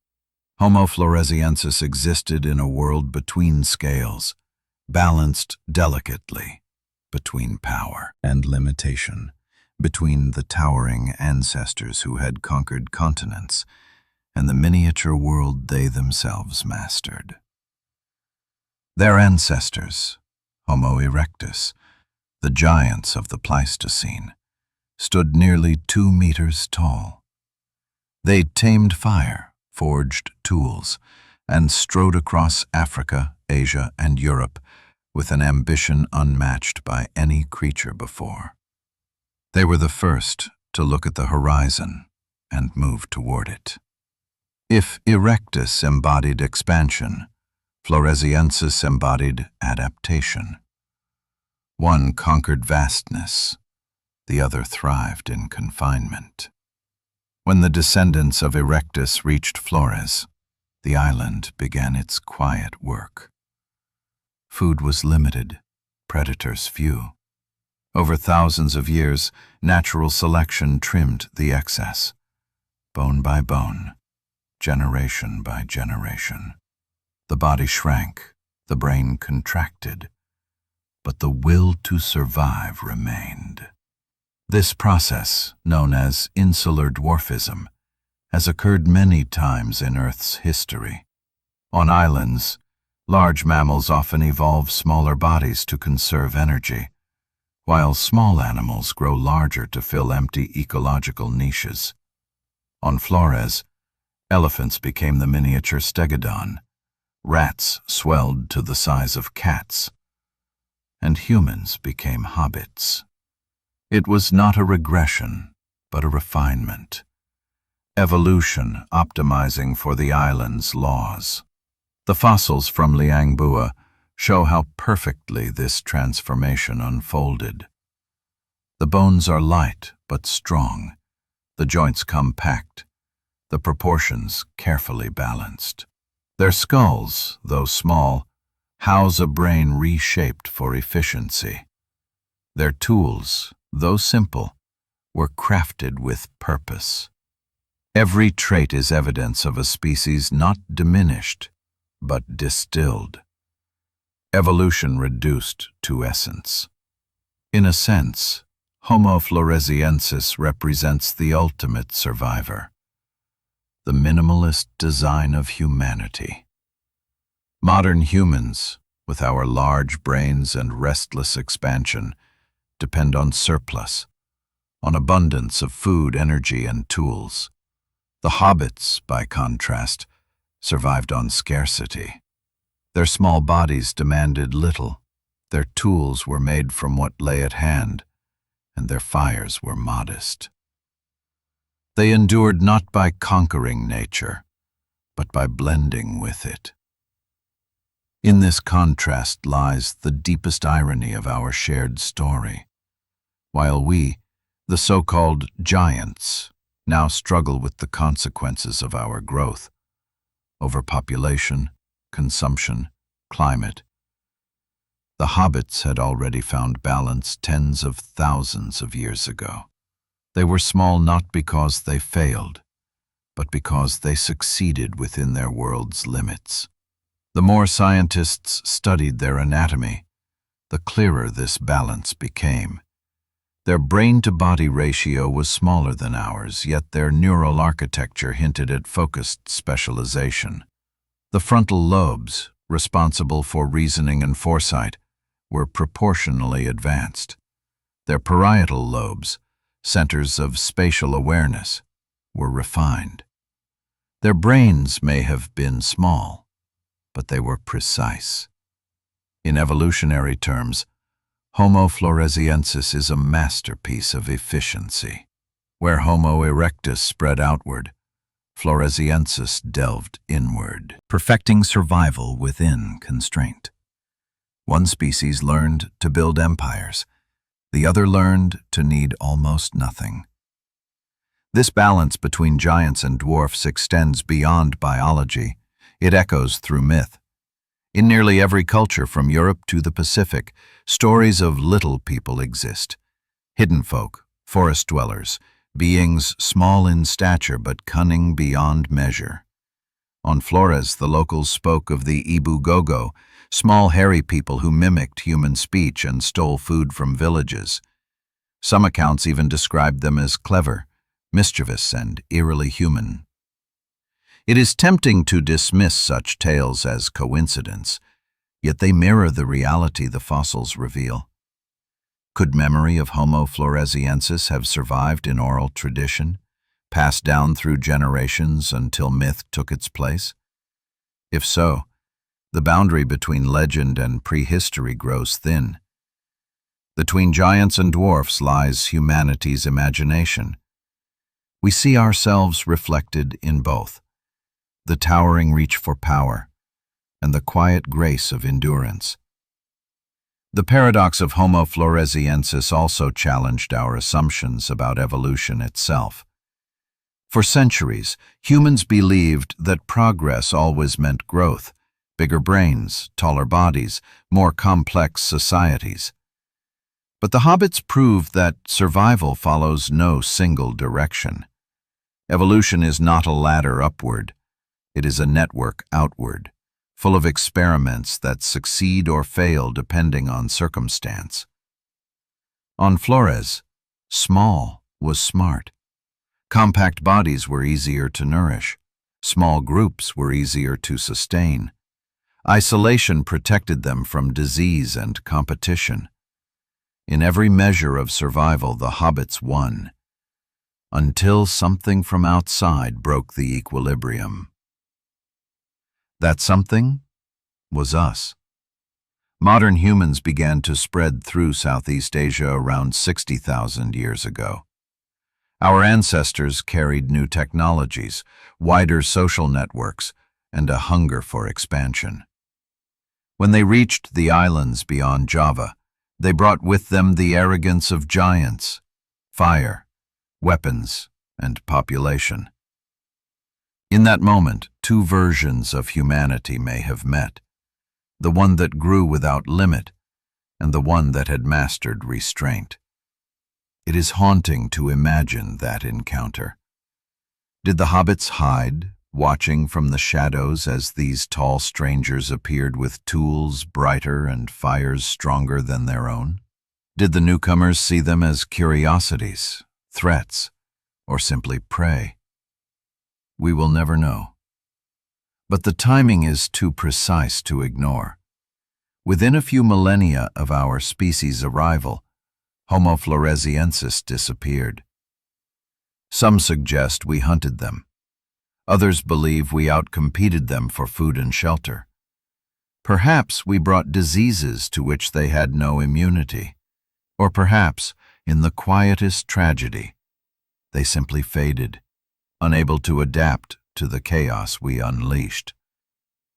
In that sense, the Hobbit's fate mirrors that of all the dwarfs in myth, beings small and ancient, retreating into the earth as the age of men begins. Their disappearance was not just biological but symbolic. The end of balance, the rise of excess. Yet even in extinction, they remain our teachers. Their bones remind us that size is not destiny, that intelligence wears many shapes. They stand between giants and dwarfs, between strength and subtlety, between dominance and harmony. Their story is not a failure, but a warning, a reminder that evolution's success is measured not by power, but by persistence. On Flores, for nearly 1,000,000 years, the Hobbits endured, quietly, efficiently, invisibly. Their small world held lessons that our vast one still struggles to learn. Live within your means. Adapt to your limits. Respect the fire that keeps you alive.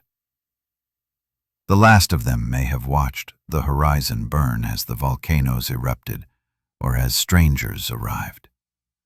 Perhaps they fled into the mountains, their small footprints lost among stones.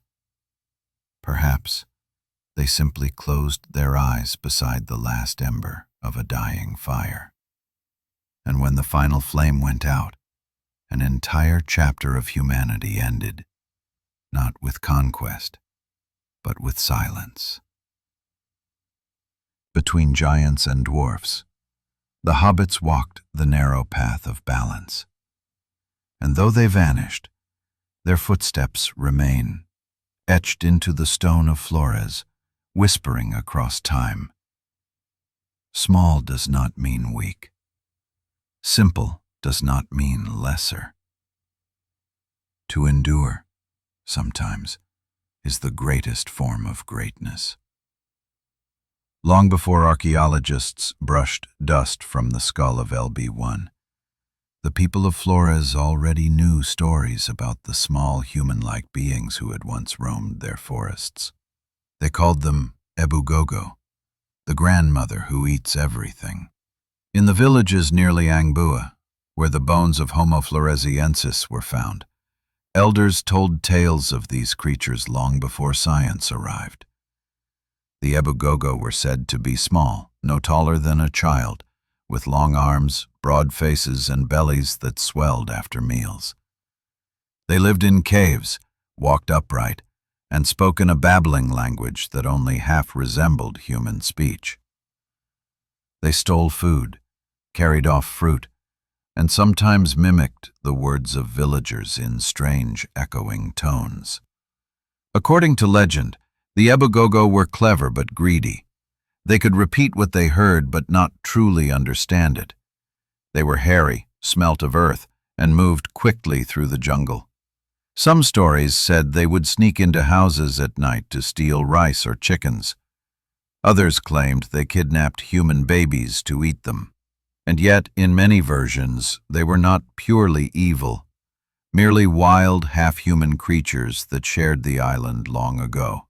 For centuries, these stories were folklore, campfire warnings told to children, reminders to lock doors at night.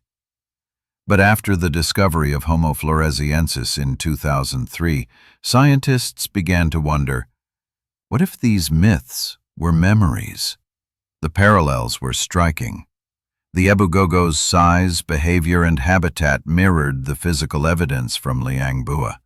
Their diet, their cave-dwelling habits, even their mimicry echoed traits one might expect from another human species living near. Early Homo sapiens. The possibility raised a chilling question. Could the ancestors of the villagers have encountered the last of the hobbits? Anthropologists approached the idea carefully. Folklore, they knew, could not serve as proof, yet oral tradition often preserved truth in symbolic form. Throughout the world, myths sometimes remember real events, floods, comets, volcanic eruptions, long after written memory fades. Perhaps the Ibu-Gogo were no different. When researchers interviewed villagers in the nearby region of Rampasasa, they found that many stories described the Ibu-Gogo as existing in the time of our grandfathers' grandfathers. This phrasing is common in oral cultures to mean a distant but remembered past, not mythic time but historical time. The storytellers spoke of specific caves, of encounters passed down through generations. One elder pointed toward the mountains and said, "They lived there, near the old trees. When people came, they went away." The resemblance between this folklore and the scientific record was uncanny. If Homo floresiensis truly survived until 12,000 years ago, or even more recently, the first modern humans arriving on Flores might indeed have met them. Over time, as the Hobbits dwindled and vanished, their memory could have transformed into legend. There were similar stories across Indonesia. On the island of Sumatra, tales spoke of the orang pendek, small hairy forest dwellers said to walk upright and avoid contact. On Sulawesi, myths told of the Toala, an ancient race of small people living in caves. Even in the Philippines and Papua New Guinea, local lore mentioned forest spirits resembling small humans. Could these shared myths point to a wider truth? That small human relatives once existed throughout Southeast Asia, leaving traces not only in bone, but in story? For centuries, science and myth had stood apart, each suspicious of the other. But the discovery of the Hobbits forced them into conversation. In the flicker of old legends, scientists began to glimpse something astonishing. That human memory, even when wrapped in superstition, might preserve the shadows of lost species. To the villagers, the Ibu-Gogo were not just creatures of fear. They were part of identity, a reminder that humans were not always alone on this island. Their existence explained the unknown noises of the forest, the missing food, the eerie mimicry that travelers swore they heard at dusk. The descriptions of the Ibu-Gogo also hinted at intelligence. They could light small fires, weave grass nests, and mimic human gestures. One story told of a time when the Ibu-Gogo were invited to a feast by villagers. They ate everything in sight, refusing to stop. When the people tried to chase them away, the Ibu-Gogo grew angry and stole pots and torches, fleeing back to their caves. It is a tale of both kinship and tension, much like what might happen if two intelligent species shared a single island. In some versions, the end of the Ibu-Gogo was violent. The villagers, tired of their thefts, tricked them into carrying burning bundles of palm leaves back to their caves. When the bundles were thrown inside, fire consumed them all. The caves were sealed, and the Ibu-Gogo never returned. Symbolically, that story reads like a human victory over chaos, but it might also conceal a real event, the extinction of a neighboring people. The image of fire driving them into darkness echoes too perfectly the archaeological record, where Homo floresiensis disappears soon after modern humans arrived with advanced tools and widespread fire use. Perhaps it wasn't myth that explained fossils, but fossils that proved myth. For the scientists working on Flores, the connection was both thrilling and haunting. The idea that oral traditions could preserve memories of another human species stretched the imagination. Could cultural memory truly last tens of thousands of years? Some argued yes. Aboriginal Australians, for instance, still recount stories of volcanic eruptions that geological evidence dates back more than 7,000 years. In the right conditions, memory can outlast even stone. If the Ibu-Gogo were once real, if their voices once echoed through the valleys, then the people of Flores are not merely descendants of those who survived them. but custodians of their remembrance. Their folklore becomes the final testimony of an extinct humanity. This convergence of science and myth also reshaped how we define human. For centuries, we drew lines between ourselves and others based on size, language, and technology. But if the hobbits hunted, used tools, and told stories, or inspired stories, then those lines blur. They were not beasts hiding in caves, but another branch of us, another voice in the chorus. When night falls on Flores today and the forest hums with unseen life, some villagers still speak softly about the Ibu-Gogo. They say their caves remain hidden in the highlands, that sometimes, when the wind blows through the bamboo, you can still hear faint laughter or perhaps mimicry in the dark. Most dismiss it as superstition, but the archaeologists who have spent decades in Liang Bua know better than to dismiss local wisdom. After all, it was not satellites or textbooks that first spoke of the small people of Flores. It was the villagers. And they had been right all along. Every civilization keeps ghosts in its stories. Some haunt temples, some dwell in mountains or under the sea. On Flores, the ghosts took the form of small, clever people who once shared the forest and then vanished. The question that lingered after the discovery of Homo floresiensis was simple but unsettling. Were these ghosts purely imagined, or were they the fading memory of something real? Anthropologists have long known that oral traditions can carry fragments of truth across unimaginable spans of time. Stories told and retold around fires become the libraries of cultures without writing. They compress history into parable, turning events into symbols that survive long after their literal meaning fades. Flood myths may remember rising seas. Legends of fire falling from the sky may recall meteor strikes. And on Flores, perhaps tales of the Ibu-Gogo preserved the final whispers of another kind of human. The villagers' descriptions of the Ibu-Gogo had remarkable consistency. Short stature, long arms, hair covering much of the body, a high-pitched, muttering voice, and behavior that was neither animal nor fully human. They were said to live in limestone caves, to use crude tools, and to steal cooked food rather than hunt. One could strip away the exaggerations and still be left with something that looked uncannily like Homo floresiensis. When scientists first heard these accounts, many were cautious. To rely on folklore felt dangerous, too subjective, too mutable. But others argued that ignoring such narratives meant ignoring data of a different kind, human memory shaped by experience. On an island with no written history, stories are the fossils of the mind. In interviews, local elders often spoke of specific places where the Ibu-Gogo were said to dwell. One such cave lay high in the mountains, its mouth hidden behind vines. When explorers reached it, they found animal bones, hearths, and primitive stone flakes, the same pattern as at Liang Bua. It was impossible to date these fragments precisely, but their presence hinted that the island held more than one memory of ancient occupation. Across Indonesia and the wider Pacific, parallels emerged.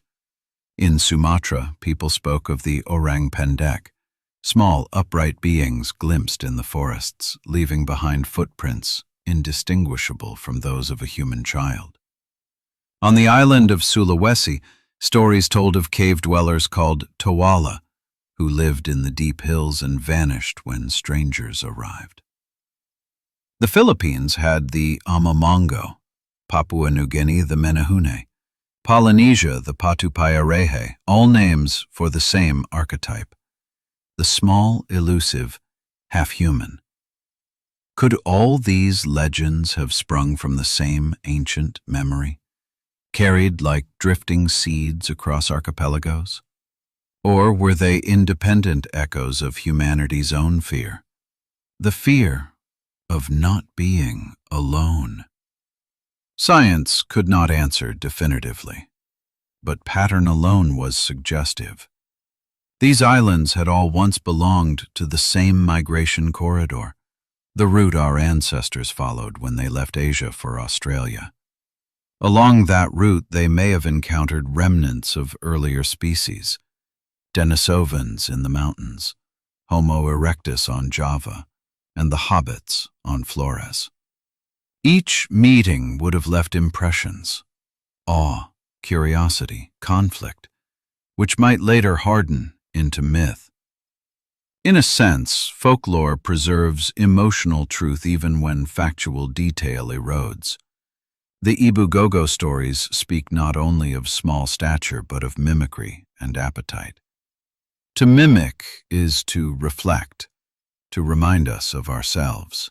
Many cultures describe small forest beings as mischievous mirrors, less civilized but recognizably human. The repetition of that theme across islands suggests more than coincidence. It suggests contact, the discomfort of seeing another version of humanity staring back. One can imagine the first encounters, a group of modern humans newly arrived on Flores, following a trail of smoke to a cave. Inside, shapes move, smaller, hairier, their voices quick and strange. They stare back, both sides unsure which one is real. To the newcomers, these beings would seem like spirits.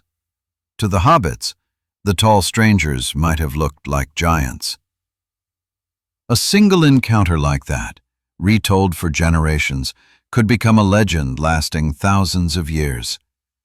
Time distorts memory but does not always destroy it. Some anthropologists estimate that oral traditions can preserve core details for more than 10,000 years if they are woven into ritual or taboo.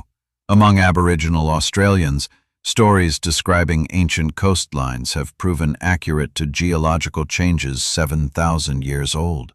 On the islands of the Pacific, chants still describe volcanic eruptions that occurred millennia before writing.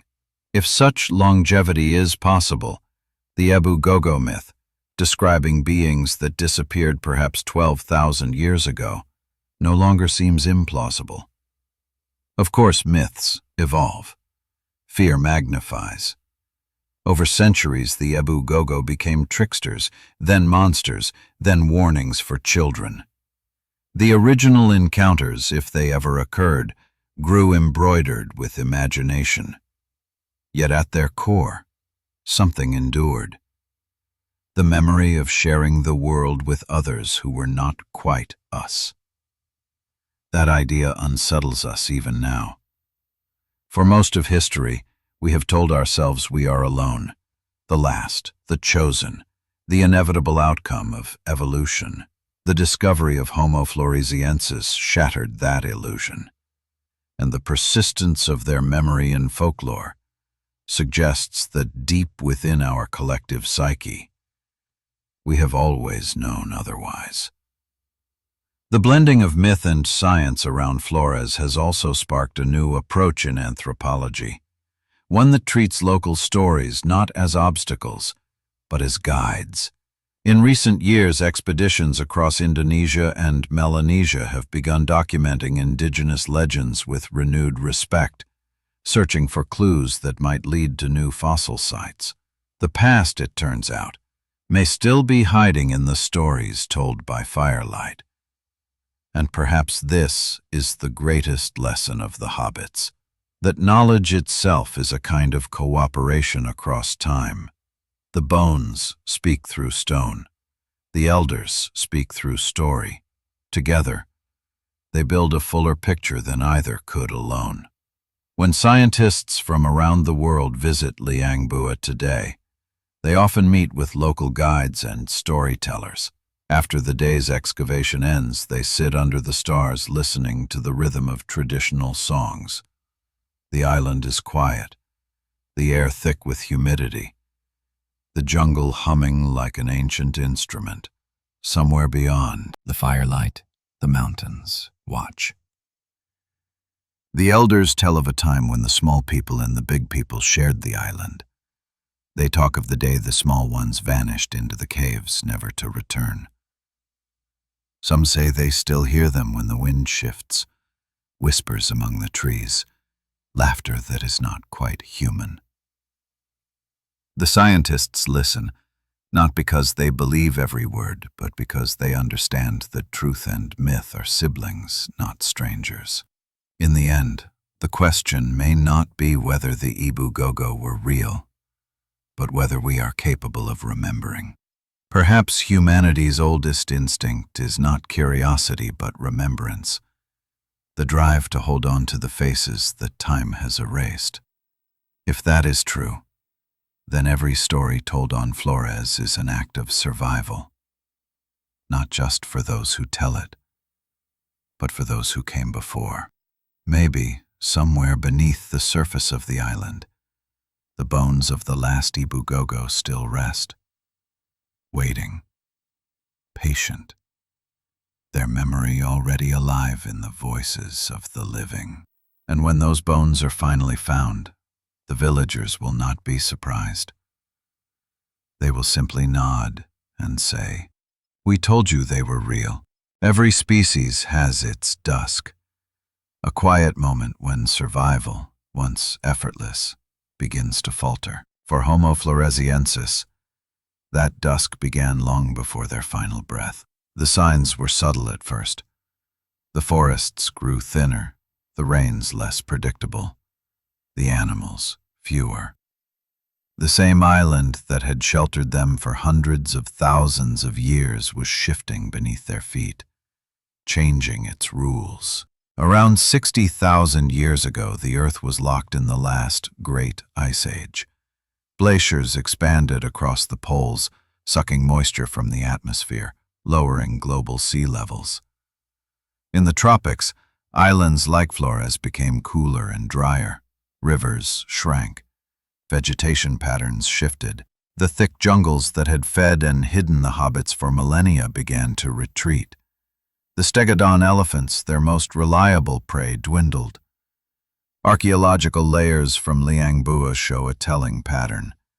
The deepest sediments, those dating from 100,000 to 60,000 years ago, are rich with stone tools and animal bones, signs of a flourishing population.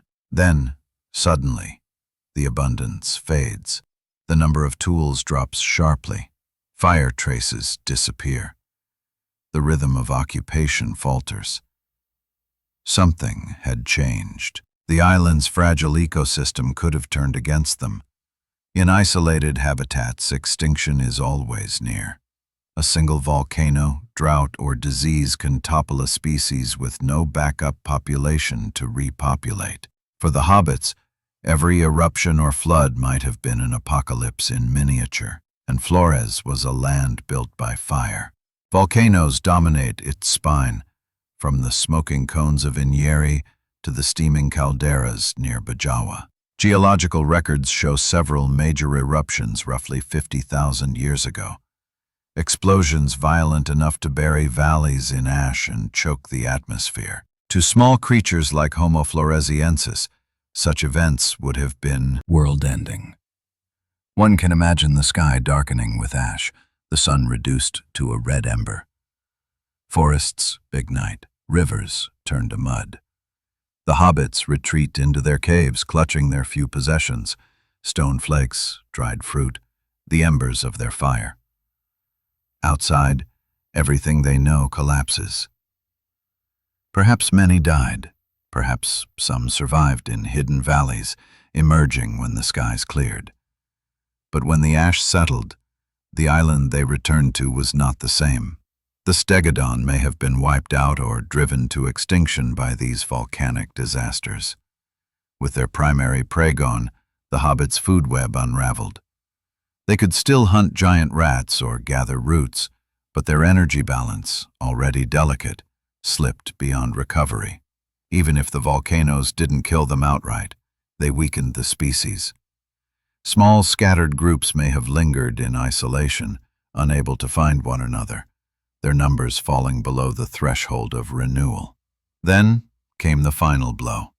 Sometime between 50,000 and 45,000 years ago, new footprints appeared on the beaches of Flores.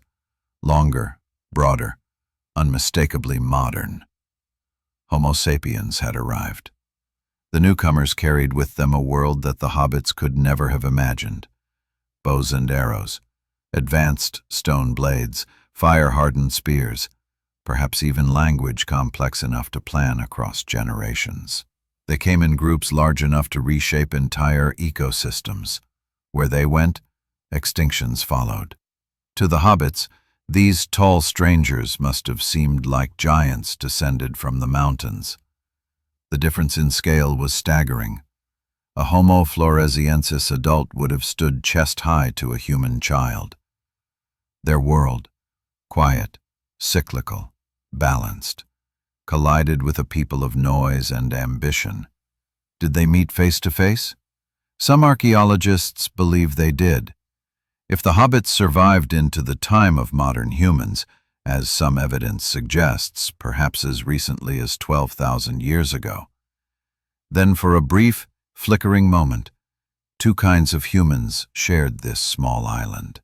It would not have been a peaceful meeting. The competition for food and shelter on Flores was fierce enough without another intelligent species entering the scene. History offers grim precedents. Wherever Homo sapiens spread, into Europe, into Asia, into the Americas, other large animals vanished soon after. The Neanderthals disappeared. The Denisovans dwindled. In Australia, giant kangaroos and wombats were gone within a few thousand years of our arrival. Whether through hunting, disease, or ecological disruption, our presence always carried extinction in its shadow. The hobbits may have fallen victim to the same pattern. The humans who reached Flores would have found an island already fragile from eruptions and resource loss. To them, Homo floresiensis might have seemed like animals, strange, small, human-like creatures haunting caves. The temptation to hunt or drive them off would have been strong. Even without violence, the newcomers' tools and fire could have disrupted the delicate balance that sustained the hobbits for millennia. But there is another, quieter possibility. Perhaps there was no war, only retreat. The hobbits, frightened by the strange newcomers, may have fled deeper into the forests, into valleys no human had yet entered. They might have clung to survival for generations longer, small populations hidden in mountain caves, their fires burning faintly in the dark. Over time, the forests closed around them. Their numbers dwindled. One by one, their hearths went cold. At last, the final family, perhaps a mother and her child, looked out from the mouth of their cave as the night swallowed the island. The volcanoes glowed faintly in the distance, and somewhere beyond the trees, they might have seen the orange light of other fires, fires that did not belong to them. They were not the first humans to face extinction, but they were the last of their kind. By the time modern humans began carving art into cave walls in Europe, the hobbits of Flores were gone. Their voices, their laughter, their footprints vanished, leaving only stone tools and bones sealed in ash. The island fell silent again, as if waiting for someone to remember. For tens of thousands of years, that silence endured. Then, in 2003, when scientists brushed dust from LB1's skull, the world of the hobbits returned, not in flesh, but in memory. Their extinction was not a failure of evolution. It was the cost of fragility, the price of isolation. They had survived every storm until the greatest one arrived. Us. And perhaps, deep within our collective consciousness, some echo of them remains. a faint guilt, a memory disguised as myth. The Ibugogo of Flores, the little people of every culture, the forgotten cousins who lived small, thought deeply, and vanished quietly, while we became the giants of the earth. The final days of Homo floresiensis were not marked by conquest or ceremony. There was no burial, no last stand, only an ending as gentle as it was absolute, a flicker of firelight, fading into the long dark of prehistory. But in that darkness they remain, proof that humanity was never one thing, never one story, and that even the smallest among us can leave an echo that lasts forever. For centuries, the story of humanity was told as a triumph, a clean linear rise from caves to cities, from fire to science. Yet the discovery of Homo floresiensis carved a scar through that timeline, slicing open the illusion that we were ever alone. Because when scientists dated the bones from Liang Bua, the result was not hundreds of thousands of years ago, but something astonishingly close. 12,000 years ago. 12,000 years. The blink of an eye in evolutionary time. By then, Homo sapiens had already spread across the world. In Mesopotamia, humans were cultivating grain. In China, rice was being domesticated. The first villages were forming. Herds were being tamed. And on Flores, in the shadow of the same mountains that still smoke today, another kind of human may have been drawing its last breath. This discovery collapsed the distance between myth and science. The Hobbits were not creatures of a forgotten epoch, but contemporaries of the first farmers, living side by side in a world on the edge of history. When the radiometric dating results were first announced, even the scientists hesitated. The number seemed too recent, too intimate. If correct, Homo floresiensis had survived 30,000 years longer than the Neanderthals. They had lived through the end of the Ice Age, through floods, extinctions, and the rise of modern humanity. It was as if a candle had burned quietly in a corner, while the rest of the world erupted into civilization. This realization redrew the map of time, the boundary between the prehistoric and the historical, between them and us, blurred. For the first time, we had to imagine that as cities rose and myths were born, a relic population of ancient humans still walked the earth. What would that have meant, if true? It meant that the age of multiple human species had not ended as long ago as we believed. It meant that as we began to build temples and sow crops, somewhere far away, a remnant of the Stone Age still breathed. It meant that the age of giants and dwarfs, of gods and monsters, might have had its roots not in imagination, but in memory. Yet not everyone accepted the 12,000-year date. Some scientists argued that contamination in the cave sediments might have skewed the readings. Later studies refined the estimate, suggesting the Hobbits disappeared closer to 50,000 years ago. Still, the possibility of survival into the Holocene, into our own epoch, refuses to die. Even if the last Homo floresiensis had vanished by 50,000 years ago, that still placed them in the same timeline as modern humans crossing into Australia, painting the earliest rock art, and lighting fires across the Indonesian archipelago. They were not ancient in the sense of forgotten ancestors. They were neighbors. The 12,000-year line, as some researchers began to call it, became a symbol, not just of their endurance, but of our arrogance. It marked the line where prehistory and history overlap, where the forgotten and the remembered coexist. Imagine, for a moment, what the world looked like 12,000 years ago. Sea levels were rising as the Ice Age ended. Islands were breaking apart from the mainland, cutting populations off from one another. Flores was still covered in dense forests and smoking volcanoes. Its rivers glistened under the same tropical sun that shines there today. And in those forests, perhaps, small fires still burned. A handful of hobbits, maybe a few families, may have survived in pockets of fertile land, clinging to life as their prey vanished and the seas rose around them. They would have heard the distant thunder of volcanoes, the call of birds, and, faintly, from across the straits, the voices of new humans. To them, the world must have seemed to be changing faster than they could understand. Temperatures rose, storms grew stronger, coastlines shifted. The animals they had hunted for generations became fewer. The very earth beneath them seemed to betray them. Perhaps they watched the floods come, first as trickles, then as rivers, then as waves swallowing the lowlands. The island grew smaller.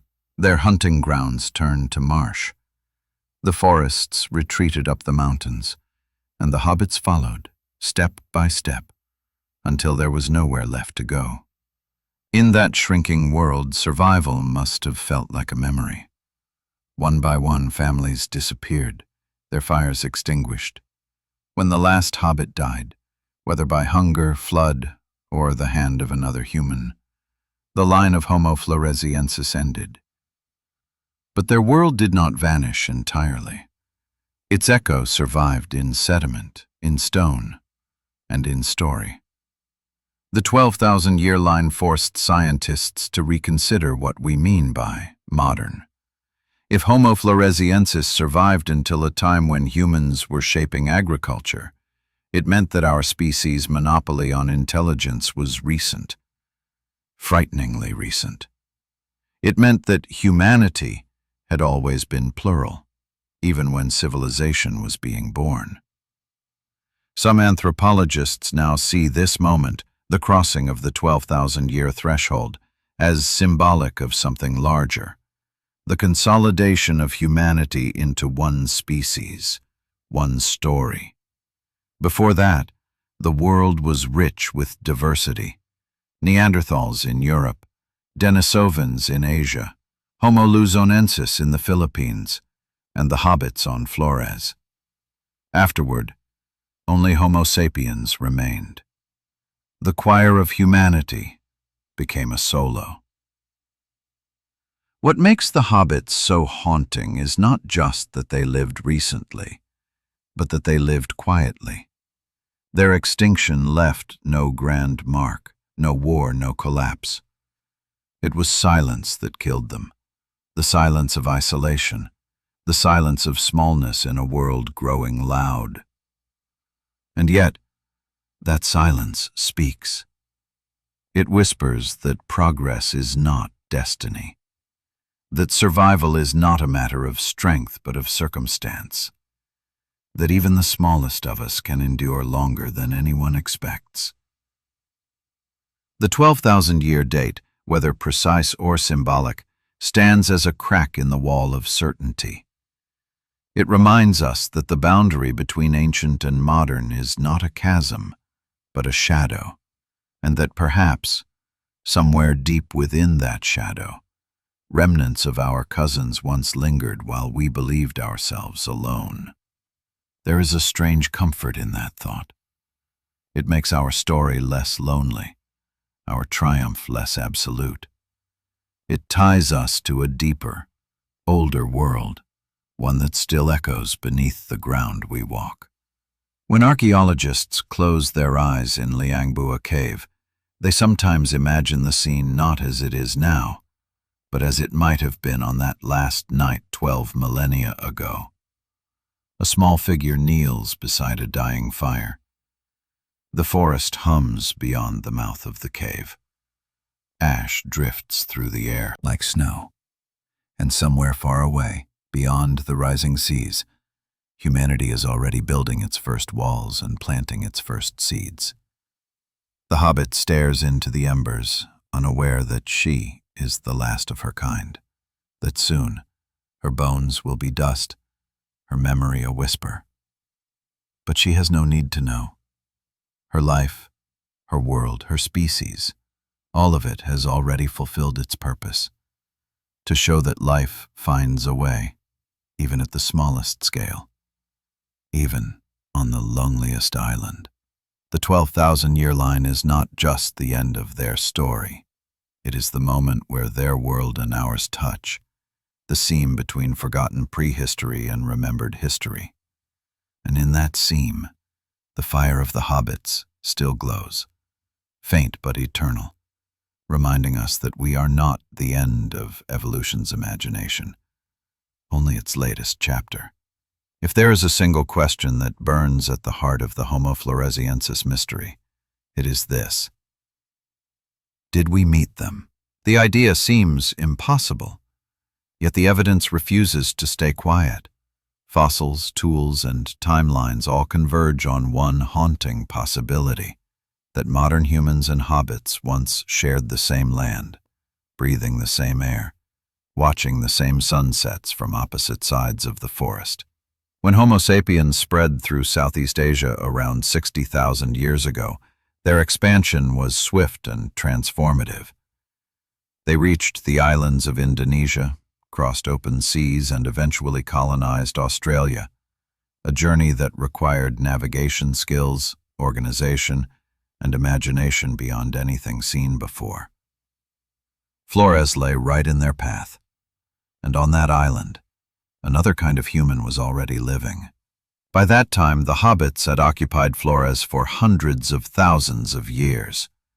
Their tools were scattered through the valleys, their bones buried in layers of volcanic ash. Liang Bua was their home, but it was also a trap, the fixed point in a world about to be redrawn. Modern humans brought fire, complex language, and weapons made for conquest. They were taller, faster, and far more numerous. The Hobbits, in contrast, had survived by remaining small, cautious, and efficient, a strategy that had worked for millennia but could not withstand an invasion. Yet even in this imbalance, contact seems inevitable. Archaeological records from the surrounding islands hint that Homo sapiens reached Flores or nearby regions between 50,000 and 46,000 years ago, roughly the same period when Homo floresiensis disappears from the fossil record. That overlap, brief as it might have been, changes everything. Two kinds of human eyes may have met in the flicker of firelight. Picture it: a clearing near a river, dusk settling over the forest. A group of modern humans, tall and lean, their hair bound, their tools sharper than stone. From the shadows, smaller figures watch, wary, curious, almost silent. They mimic the gestures they see, the way the strangers lift a hand or turn their heads. Their language is clicks and hums, the shape of thought without words. The air between them is heavy with recognition. They are different, yet not entirely alien. Two branches of the same tree looking at each other across time. What happened next, no one knows. But bones do not lie, and neither do absences. Within a few thousand years, an evolutionary heartbeat, the Hobbits were gone. Some scientists imagine violence. The modern humans, seeing these strange little people as prey or pests, wiped them out. In a world of competition and scarcity, empathy is often the first casualty. Others imagine avoidance. Perhaps the Hobbits retreated into higher ground, clinging to the deep valleys where the forests still sheltered them. There, isolated and dwindling, they faded naturally, victims not of swords but of silence. And then there is a third, more haunting theory: interaction. Could the two species have exchanged ideas, gestures, or even genes? It's not as implausible as it sounds. After all, modern humans interbred with Neanderthals and Denisovans, other branches of the human family once thought incompatible. Every person alive today carries traces of those ancient unions in their DNA. Why not with Homo floresiensis? Unfortunately, the humid climate of Flores destroys genetic material quickly. No DNA has yet been recovered from the Hobbit bones. But absence of evidence is not evidence of absence. The possibility remains open, suspended like mist above the mountains. If contact did occur, it must have been brief and fragile. Homo sapiens would have overwhelmed the hobbits through sheer population and technological advantage. Yet, for that fleeting overlap, it's possible that stories were exchanged, if not through words, then through the primal language of gesture and mimicry. Perhaps the hobbits learned to copy fire-making techniques. Perhaps humans learned caution from the island's long-time masters. Perhaps a single child born of both worlds lived and died without knowing that they carried in their blood the last echo of two species that had once diverged millions of years before. It is speculation, yes, but history is full of such shadows. When Neanderthal and human remains were first found in Europe, no one believed they had ever met, much less shared children. Today we know their DNA mingled deeply enough to shape our immune systems, our skin, even the way we metabolize fat. The improbable is often the truth that takes longest to see. The landscape of Flores itself bears silent witness to these possibilities.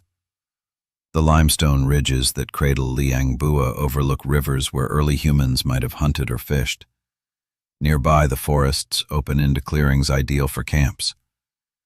A species that had survived alone for 1,000,000 years would have noticed strangers immediately. The smoke of their fires, the smell of their cooking, the sound of their voices. What would the hobbits have thought? Did they see in us the reflection of something long forgotten? A taller version of themselves, wielding tools beyond comprehension? Or did they see only danger, another predator claiming their land? Perhaps both. And what did we see in them? To the human eye, Homo floresiensis would have looked half child, half ape. Small, wide-eyed, moving quickly through the brush. Our instinct might have been compassion, curiosity, or fear. Some modern human cultures, when encountering other human groups for the first time, oscillated between fascination and revulsion. The same might have been true on Flores. The hobbits' small size could have inspired stories of forest spirits, tricksters, or lost people that survived as the Ibu Gogo myth. In that sense, perhaps we never truly forgot them, for even after they vanished, their memory lived on in the tales told by our ancestors.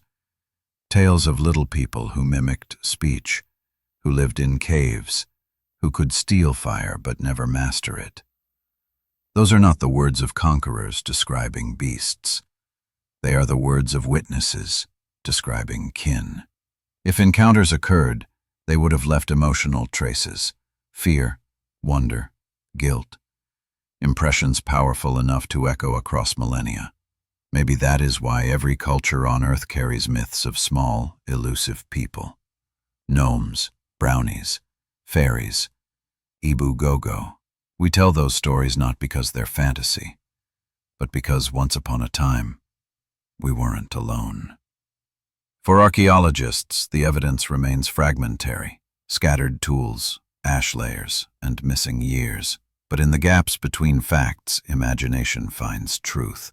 It is entirely possible that Homo floresiensis was the last mirror in which early Homo sapiens saw what they had once been: small, cautious, dependent on fire and cooperation, and like most mirrors, we shattered it. Yet there is another, gentler version of the story, one where the encounter was not conquest but coexistence. Brief and fragile though it may have been, two species of humans, separated by evolution but united by necessity, sharing an island before the world changed forever. The silence of the archaeological record cannot erase that possibility.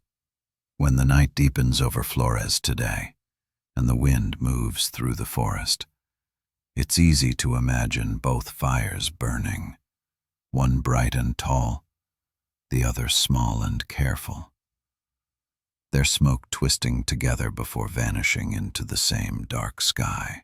For a moment, two kinds of humanity existed side by side, and for that moment, the earth held not one story of humankind, but two. History rarely records the quiet meetings that changed the fate of worlds. When Homo sapiens reached Flores, there was no witness to write what happened next, only the bones, the ash, and the silence that followed. Yet through that silence, one question lingers like smoke after fire. Did we live beside the Hobbits, or did we destroy them? The evidence is thin but haunting. The last tools of Homo floresiensis disappear just as the first tools of modern humans appear in the same region. It is an overlap, too sharp to be coincidence. The cave layers of Liang Bua tell a story of succession, stone flakes and burnt bones giving way to new tools, more refined, more powerful. One hand stopped shaping stone. Another began. What happened in between is lost to time, but the pattern feels familiar. When modern humans arrived in Europe, the Neanderthals vanished. When we entered Siberia, the Denisovans faded. When we reached Australia, the megafauna died. Flores was no exception. And yet, it is tempting to hope that the encounter was not entirely a conquest. In every environment our ancestors entered, survival demanded learning. Homo sapiens thrived not just by fighting, but by observing. On Flores, they would have faced an alien ecosystem, poisonous plants, venomous reptiles, new predators. The Hobbits, by contrast, knew this island intimately. They knew which fruits were safe, which rivers flooded, which trails led to the cliffs of death. If our ancestors were wise, they might have watched and learned. If the Hobbits were wary, they might have avoided, mimicked, or even traded. Cooperation between species is not unheard of in nature. Wolves and humans once learned to hunt side by side, giving birth to dogs. Different species of birds cooperate in foraging, each using its strengths to find food. Why not two kinds of humans? Perhaps they shared the island for a while, each keeping distance, each recognizing the other's intelligence. Perhaps the Hobbits scavenged from our camps. Perhaps we took over their caves when they moved on. There may have been curiosity before fear, and imitation before violence. But the fragile balance of coexistence can crumble in an instant. Modern humans came in numbers. Their groups were larger, their tools deadlier, their hunger endless. Even without deliberate extermination, competition would have been catastrophic. The Hobbits' small bodies required little food, but their hunting grounds were few. A single large human clan could have stripped a valley of resources in a season. Fire, too, may have played a role. The Hobbits' fires were small and contained, but the newcomers burned wide swaths of forest to clear hunting paths and drive animals. Those same flames might have destroyed the habitats where the Hobbits gathered food or hid from predators. To an island species evolved for equilibrium, such disruption would have been apocalyptic. Disease may have finished what hunger began. Modern humans carried pathogens unknown to isolated populations. For creatures with no immunity, even mild infections could be fatal. The arrival of Homo sapiens might have brought invisible killers, bacteria, viruses, that swept through the small hobbit bands long before direct conflict ever occurred. Still, the possibility of peace lingers like an ache. If there were contact, there must have been recognition. Two faces staring at each other in a forest clearing, one tall, one small, both unmistakably human. The eyes that met across that gulf were not those of predator and prey, but of kin divided by time. Did they feel curiosity, fear, compassion? Did a modern human ever extend a hand or offer food? Did a hobbit ever mimic a word or share a spark from her tiny fire? We will never know. But in that uncertainty lies the most human of emotions: empathy. Perhaps cooperation flickered for a generation or two before the tide of history erased it. Perhaps the hobbits taught our ancestors something simple yet profound: how to live small in a world that demands much. Or perhaps, unable to coexist, we pushed them aside, our first act of domination not over animals, but over another kind of ourselves. The thought is uncomfortable because it feels familiar. Everywhere Homo sapiens went, we remade the world in our image, often at the expense of those who came before. It was not always cruelty, it was inevitability.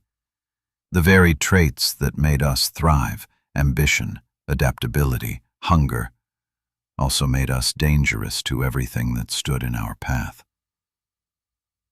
If we did eradicate the hobbits, it was not malice that killed them, but the momentum of survival. And yet, history rarely forgives momentum. Some archaeologists believe the memory of that encounter never faded. The tales of the Ibu Gogo may be echoes of guilt, stories told by descendants who remembered, consciously or not, what their ancestors had done. In these myths, the small people are always portrayed as both human and not, clever and foolish, friendly and threatening. They are always there, just beyond the firelight. That ambiguity may be the shape of remorse. To coexist is to acknowledge equality. To erase is to claim inheritance. Perhaps we needed them to vanish so that we could believe the world was ours alone. And yet, perhaps part of them endures in us. Their endurance, their balance, their ability to survive on so little. These are not alien traits. They are human ones, shared across the boundaries of species. Evolution does not discard perfection. It repurposes it. In that sense, the hobbit's legacy may live on not in bone, but in lesson. Today, when scientists look into the hollow eyes of LB1's skull, they see not a victim, but a mirror, a reflection of what humanity once was, and what it still could be. A species capable of both destruction and empathy, both fear and curiosity. Maybe we did not exterminate them outright. Maybe the end came slowly, through indifference, not intent. Maybe the hobbits simply slipped into legend because we never truly saw them at all. The silence they left behind is not empty. It hums with unasked questions. It carries the uneasy awareness that our own dominance may have begun with extinction, not enlightenment. But it also carries a softer truth: that coexistence, however brief, was possible. That for a heartbeat of history, two kinds of humans stood together beneath the same stars, breathing the same air, sharing the same island world. If that is true, then Homo Floresiensis was not lost in tragedy, but in transition, the final echo of a shared humanity that once filled the earth with many voices. The fossils remain silent, but perhaps that is their kindness. They leave us space to imagine, to grieve, to hope that cooperation was possible, even if history chose otherwise. And so the question, cooperation or eradication, remains unanswered. But maybe the truth, as always, lies between. For in every extinction, there is a moment before, the last act of coexistence, the final glance of recognition, the shared spark before the darkness closes in. In that moment, for as long as it lasted, two humanities lived as one. Every fossil carries a whisper, but DNA is the voice of the dead. It tells who they were, how they lived, and to whom they were related. For Homo floresiensis, that voice has been silenced, not by time alone, but by the island itself. When scientists unearthed the bones in Liangbua Cave, they dreamed of unlocking the genome of another human species. It had happened before. Neanderthal DNA pulled from cold European caves had rewritten our origins. Denisovan DNA, hidden in a single finger bone from Siberia, had revealed an entirely new branch of humanity. Surely the Hobbits, so well preserved in their limestone tomb, would speak next. But when the samples were tested, the results were heartbreaking. No DNA. Nothing but dust and mineral. The tropical humidity of Indonesia, warm, wet, and full of life, is a perfect enemy of preservation. In such environments, organic molecules decay within a few thousand years. By 12,000, even the most durable strands of genetic code are gone. Repeated attempts followed. Teams from Australia, Japan, Indonesia, and Europe worked with the finest laboratories in the world. They used every new technique: protein analysis, microsampling, DNA amplification. Still, the bones remained mute. The island had swallowed their code completely. For the scientists, it was maddening. Every fragment of bone looked like a key without a lock. The skull of LB1, so complete, so human in its mystery, contained no readable cells. The femur, the teeth, the jaw, all calcified beyond molecular recognition. They were fossils of form, not flesh. Without DNA, the Hobbits' lineage could not be placed with certainty. Were they descended from Homo erectus, from Homo habilis, or from something even older, perhaps a ghost species still undiscovered? The answers remained trapped inside the stone silence of their bones. This frustration, though painful, is not unique. Most tropical fossils are barren of DNA. The Denisovans were found in the cool, dry caves of Siberia, the Neanderthals in frozen Europe. In those climates, DNA sleeps beneath the permafrost like a time capsule. But on Flores, the heat never ceases, and microbes never rest. The island that protected Homo floresiensis for so long also ensured their genetic extinction. Yet, even in the absence of DNA, science adapts. If the genome is gone, proteins may still remain. Fragments of collagen or keratin that can hint at evolutionary relationships. These molecules are tougher than DNA and sometimes survive where genes cannot. Using mass spectrometry, researchers have begun to search for traces of ancient proteins in the Hobbit bones, hoping that even a few surviving amino acids might reveal their origins. So far, the results are inconclusive, but hope remains. Technology moves faster than decay. Each year brings new methods of molecular recovery, ultra-sensitive sequencing, chemical repair, and even machine learning reconstruction of ancient genomes. Some scientists believe that within a generation, we may be able to resurrect the lost DNA of Homo floresiensis indirectly by comparing chemical residues or by simulating their genome based on morphology and environment. If that day comes, it will be revolutionary. We would finally know whether the Hobbits were a miniature Homo erectus, a surviving Homo habilis, or a completely unknown lineage that split from the human family millions of years ago. The answers would ripple outward, redrawing not just the Hobbit's story, but our own. For now, scientists must read the Hobbits like a book without text, deciphering meaning from margins. Anatomy, tools, environment. These are the clues left in place of genes. The slope of a skull tells of brain evolution, the wear on a tooth of diet, the thickness of bone of stress and strength. And in those clues a pattern emerges that feels distinctly human. Adaptability. Even without knowing their DNA, we can sense kinship. The Hobbit's bones show healed injuries, evidence of social care.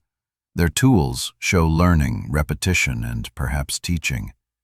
Their presence in multiple layers of sediment shows persistence through changing climates. These are not traits of beasts, but of beings with memory and culture, however small their brains, however fragile their bones. If genetics is silent, the island itself speaks. Flores sits along one of the most active geological zones on Earth, a chain of volcanic islands that have risen and sunk countless times. Each eruption, each flood, each quake reshaped the lives of the creatures trapped upon it. To survive here required flexibility, ingenuity, and luck. The Hobbits embodied all three. The absence of DNA then becomes part of their story. It is not just a gap in data, but a symbol of their isolation, the same isolation that sculpted them into what they were. They were cut off not only in life, but in death, sealed away from the molecular record that binds the rest of humanity together. This loss carries an emotional weight among scientists. For those who have held LB1's skull in their hands, there is a sense of intimacy, the realization that this was once a living person with thoughts and fears, now reduced to fossilized silence. DNA could have given her a voice, a family, a place on the tree of life. Instead, she remains an orphan species, unanchored by lineage. But perhaps that is fitting.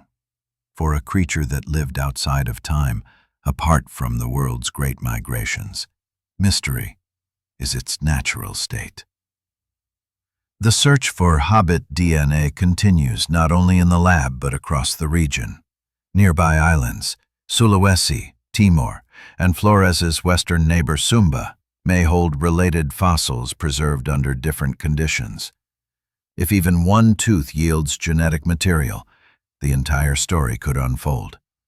Until then, each discovery brings both excitement and heartbreak. Excitement for the clues it might hold, heartbreak for the silence that follows. Still, silence is not emptiness. It is potential. Every unanswered question becomes an invitation to imagine, to investigate, to listen closer. And so, scientists continue their pilgrimage to Liangbua. They scrape sediment, wash fragments, record every angle. They know that in the smallest shard might lie the proof of kinship. The search is slow, meticulous, almost sacred. In the cave's cool air, time feels suspended, as if the island is holding its breath. Someday, the genome of Homo floresiensis may speak again, through technology we cannot yet imagine. And when it does, it will not merely confirm ancestry. It will bridge the silence between species, reconnecting a broken branch of the human tree. Until then, we must learn to read their story without words, to hear their presence in the rustle of palm leaves, in the hiss of volcanic steam, in the stone that still remembers the touch of their tools. Their DNA may be lost, but their legacy is encoded in something deeper than molecules, in the continuity of wonder itself. We search for their genes because, in truth, we are searching for ourselves. The story of Homo floresiensis did not end with the discovery at Liangbua. In many ways, that was only the beginning. the spark that reignited humanity's oldest question. Who else was out there? For centuries, the fossil record of human evolution had been a sparse mosaic: scattered bones, uncertain dates, missing faces. But the little skull from Flores changed everything. It proved that the world still held secrets capable of overturning everything we thought we knew. And so, the search widened, from island to island, cave to cave, continent to continent. In 2016, deep in the Soa Basin of central Flores, a team of Indonesian and Australian scientists uncovered something extraordinary: a fragment of a jaw and 6 teeth. They were unmistakably ancient, yet they bore the same small proportions and primitive features as Homo floresiensis. Radiometric dating placed them at 700,000 years old, 500,000 years older than the Liang Bua remains. The discovery at Matamenge stunned the world. It meant the Hobbits' ancestors had been on Flores long before modern humans evolved. Whatever species first reached the island had arrived nearly 1 million years ago, and had already been shrinking, adapting, transforming. Homo floresiensis was not an isolated anomaly, but the product of deep island evolution. The question that followed was simple and electrifying. If one unknown species had survived until recently, could others still be waiting to be found? Across the Indonesian archipelago, scientists began to look again, not for myth, but for evidence.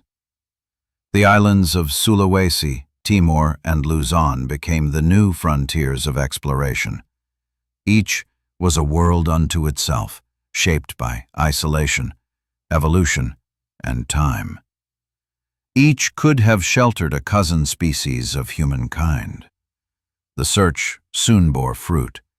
In 2019, in a cave called Calao on the island of Luzon in the Philippines, researchers uncovered the bones of another tiny human species, Homo luzonensis. The bones were delicate: curved fingers, small teeth, a foot unlike any modern humans. Dated to around 67,000 years ago, they overlapped in time with both Homo floresiensis and early modern humans. For the second time in less than 2 decades, science had to redraw the human family tree. There was not one Hobbit, but perhaps many. The islands of Southeast Asia had become a galaxy of miniature humanity, each population shaped by isolation, each writing its own evolutionary story. The realization was staggering.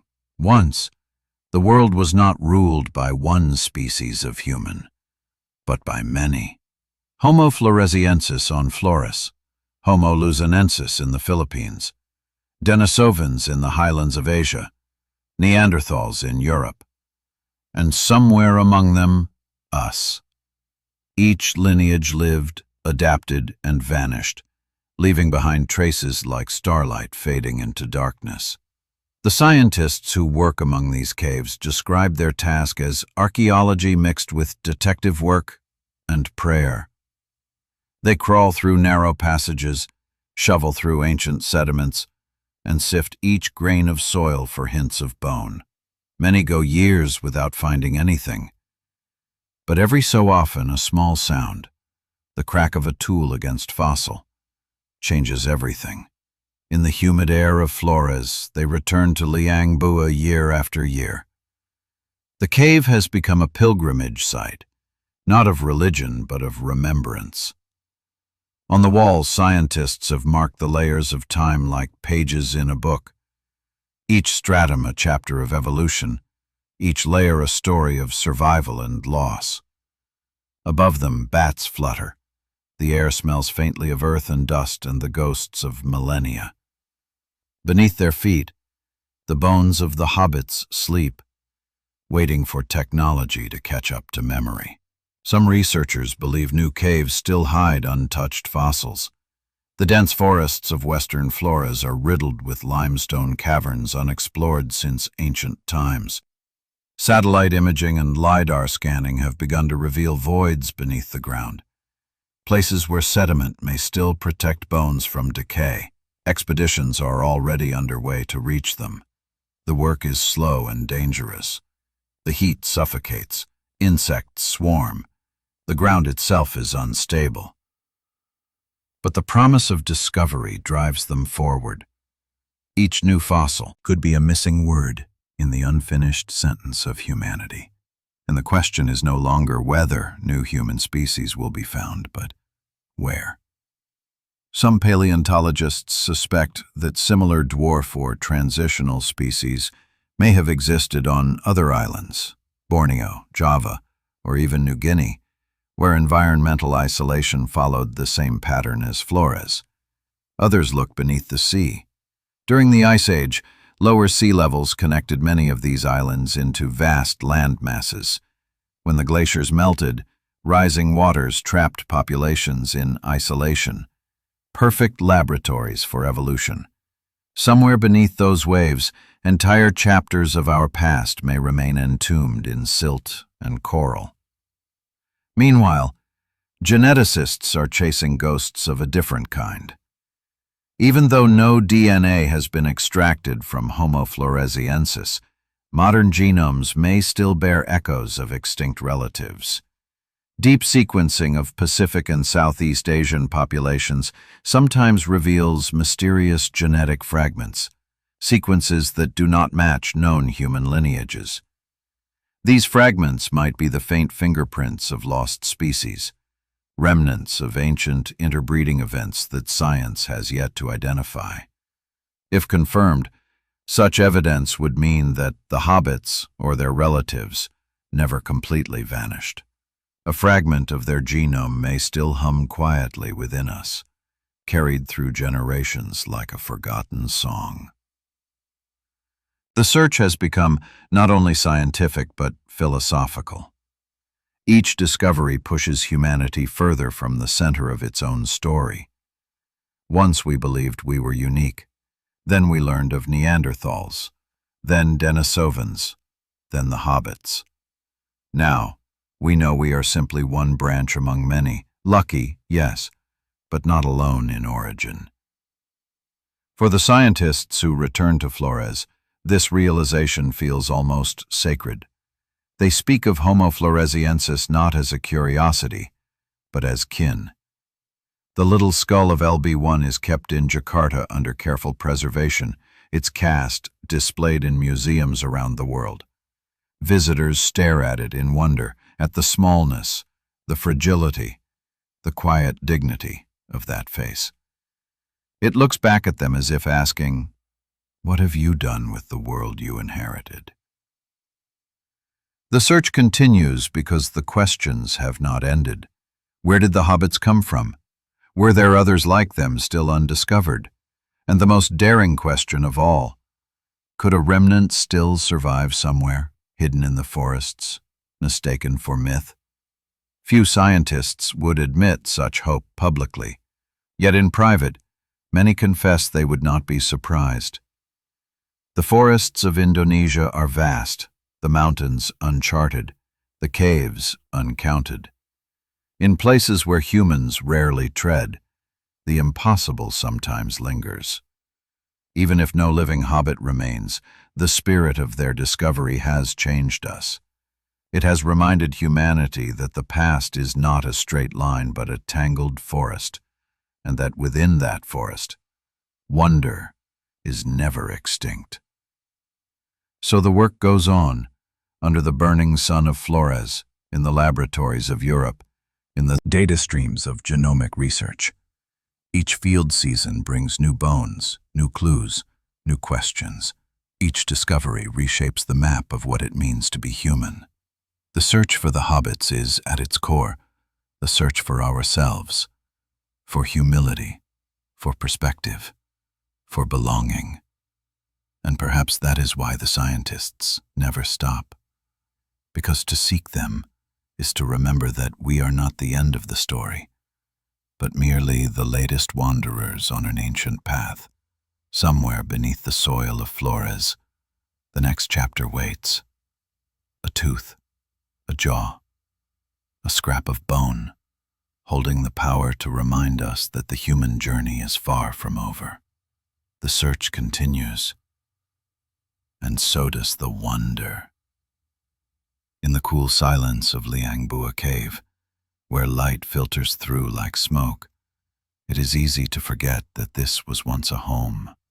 Here, around a modest hearth, a small group of beings lived, hunted, and dreamed.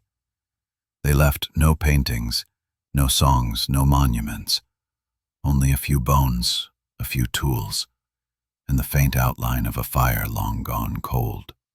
Yet from that silence has emerged one of the most powerful echoes in the story of life on Earth. Homo floresiensis has forced us to look at ourselves not as rulers of evolution, but as participants in a long and unpredictable experiment. They remind us that humanity was never a single thing. We were plural, many species, many minds, many forms, coexisting, competing, and sometimes cooperating across time. For more than a century, we imagined evolution as a ladder, each rung leading upward toward us. But the Hobbits shattered that illusion. They show that evolution does not climb. It branches. It adapts. It experiments. It experiments. It creates giants and dwarfs, thinkers and wanderers, firemakers and storytellers. We are simply one of its experiments that happened to survive. To understand Homo floresiensis is to accept humility. They were tiny, yes, but they thrived where few could. Their world was narrow, yet within that narrowness they endured for nearly 1,000,000 years, longer than Homo sapiens has yet existed. They did not build civilizations, but they did not destroy their world either. In a time before excess, they lived with enough. There is wisdom in their simplicity. Modern humans, driven by expansion, have always equated success with conquest. The more land, the more food, the more fire. But the Hobbits lived by a different law: balance. They took only what the island gave. They did not spread beyond Flores, not because they could not, but because they did not need to. They were adapted, content, complete within their limits. That alone is extraordinary. In a universe that rewards excess, they found survival in restraint. It is tempting to see their extinction as tragedy, and in one sense it is. Their disappearance marked the end of diversity in our genus, the silencing of one more human voice in a chorus that once filled the planet. But in another sense, their story is triumph. Against all odds, they carved out a world of their own and held it for longer than almost any other human species. Their bones are not relics of failure. They are monuments of endurance. Even now, in the age of satellites and supercomputers, their discovery continues to reverberate through science. Every hypothesis about what makes us human, language, fire, art, community, must now be reconsidered in light of them. How small can a brain be and still dream, still plan, still belong to the same family of minds that built the pyramids and the space stations? The answer, it turns out, is smaller than we ever imagined. The brain of Homo floresiensis was barely 1/3 the size of ours, yet they hunted elephants, controlled fire, and shaped tools with purpose. Intelligence, it seems, is not a matter of volume, but of adaptation. It can thrive in any size, under any condition, if the world demands it. Their existence also erases the boundary we once drew between primitive and advanced. For decades, anthropology taught that complexity meant superiority, that larger brains, taller bodies, and broader migrations were the marks of progress. The Hobbits show that survival is not measured by conquest or intellect, but by harmony. They endured not through domination, but through belonging. In that sense, their echo is moral as well as scientific. To look at the face of LB1, small, delicate, childlike, is to be reminded that humanity wears many faces. We, the last humans, are not alone in representing what it means to think, to feel, to remember. We are simply the last keepers of a fire, once shared among many. Their discovery also touches something deeper, a sense of connection that transcends time. When we see their tools, shaped by careful hands tens of thousands of years ago, we recognize the motion, the strike of stone against stone, the patience of repetition, the satisfaction of success. Those gestures are not foreign. They are ours. They have been carried forward, unbroken, from their world to ours. And perhaps that is their greatest legacy: continuity. Even without descendants, the Hobbits are part of the lineage of mind, the long chain of awareness that began with the first creature to wonder at firelight and still continues in us. Their silence also challenges our arrogance. For centuries, humans have assumed we are the final product, evolution's masterpiece. But the Hobbits prove that nature's imagination is wider than ours.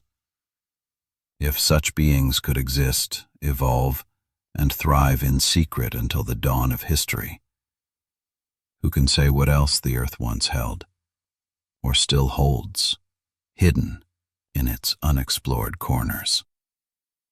Every discovery humbles us further. Every fossil is a reminder that we are not the measure of creation, only its momentary expression. The echoes of Homo floresiensis reach beyond science. They reverberate in philosophy, art, even spirituality. In their smallness, people see metaphors of innocence, a kind of purity before civilization, a reminder that humanity need not always be vast to be wise.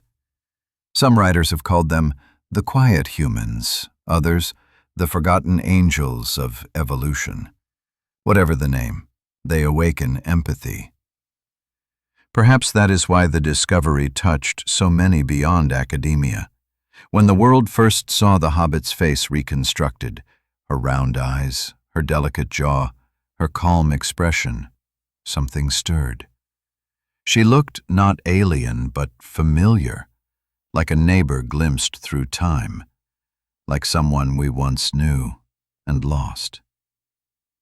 Maybe that recognition is the truest echo, not in the bones, but in the heart, because to see Homo floresiensis is to confront the fragility of our own story. We are not inevitable. We are not immortal. We are a flicker, just as they were. The difference is only in time, and time too is merciless. Yet, in another way, they live on, not through blood or genome, but through understanding. Each fossil we unearth, each myth we decode, each image we imagine is an act of resurrection. Every child who hears their story learns that the world once held many kinds of humans, and that being human is not about size, power, or success, but about survival and memory. We carry their memory now, and memory, more than DNA, is what keeps a species alive in the minds of those who come after. Their bones rest in stone, but their echo walks in us, in our curiosity, our humility, our hunger to know who we are and where we came from. In every archaeologist brushing dust from the past, in every storyteller spinning the legends of the little people, in every person who looks at their skull and feels a tremor of recognition, The hobbits breathe again. They are the reminder that our family was once vast, and that our story is still being written. We may never know their words, but we understand their silence, and in that silence, we hear ourselves. At the heart of every great discovery lies a mirror. When scientists uncovered Homo floresiensis in the dim chamber of Liang Bua, they didn't just find another branch of humanity. They found a reflection of what it truly means to be human. The Hobbit's story is not a tale of dominance, conquest, or invention. It is a story of endurance, balance, and quiet brilliance. For hundreds of thousands of years, these small beings lived in harmony with a wild and volatile island world. They survived volcanic eruptions, shifting climates, droughts, and predators. They adapted without expanding, thrived without destroying, and disappeared without leaving scars.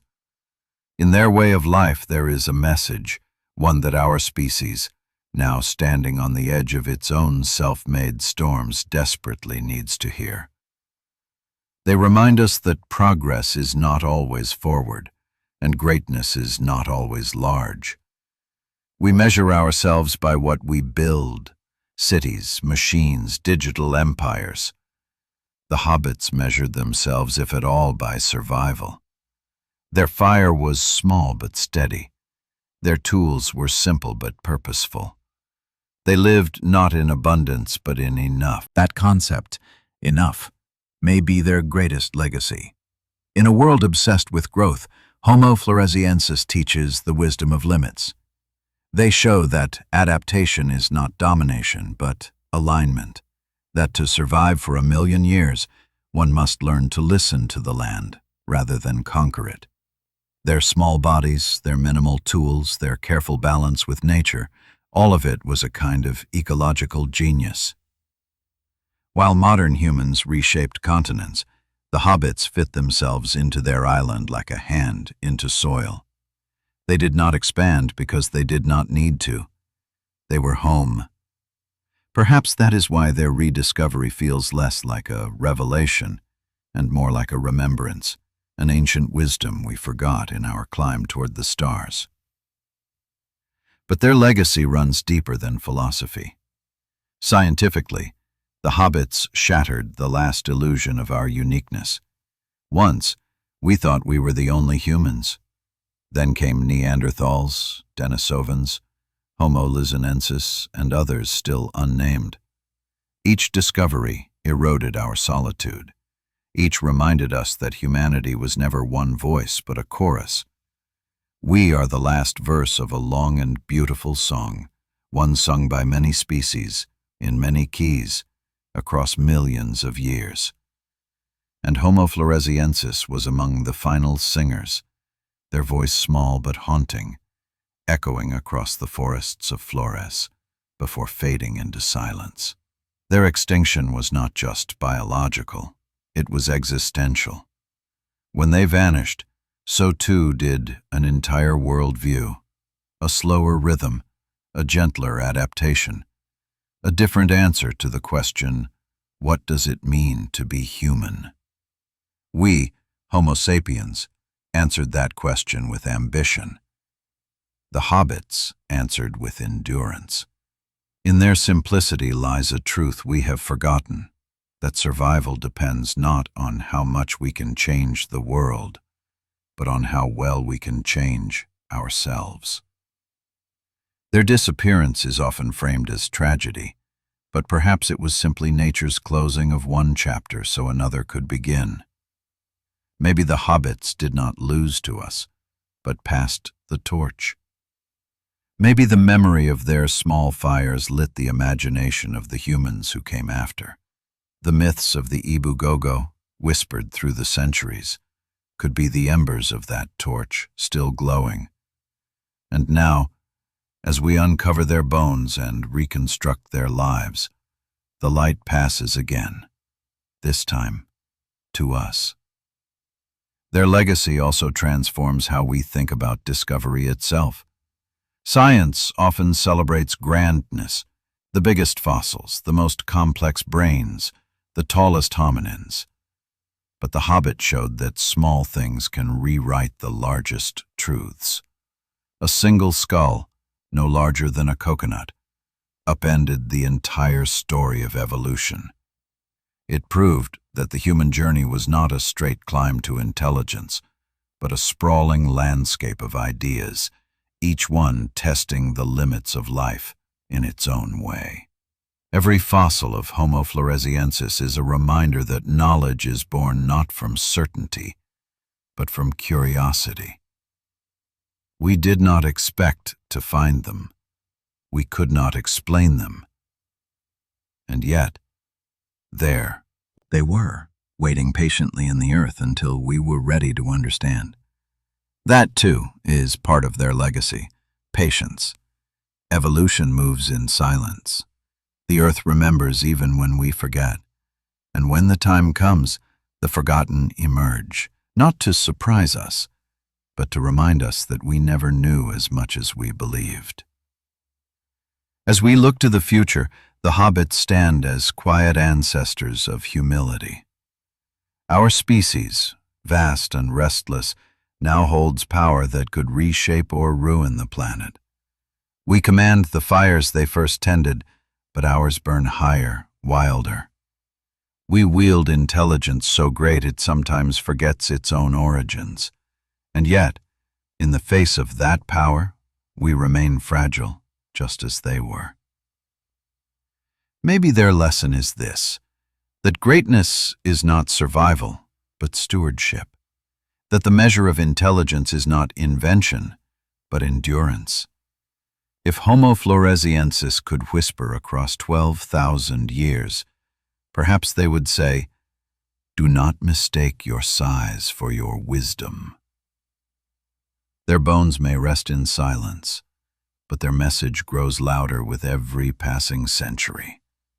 Simplicity can be strength, cooperation can be power, and survival can be beautiful even without conquest. In the quiet of Liang Bua, the air feels sacred. Every sound, the drip of water, the flutter of a bat, the scrape of a trowel against earth, feels like dialogue between past and present. Scientists often describe the cave as alive, breathing through its limestone walls. It holds not just fossils, but memory. And memory is what keeps them alive. For as long as we remember them, the Hobbits are not extinct. They live in every question we ask, in every expedition we launch, in every student who stares at their skull and feels wonder instead of superiority. They live in the awe that bridges science and soul, the realization that the universe is more imaginative than we could ever be.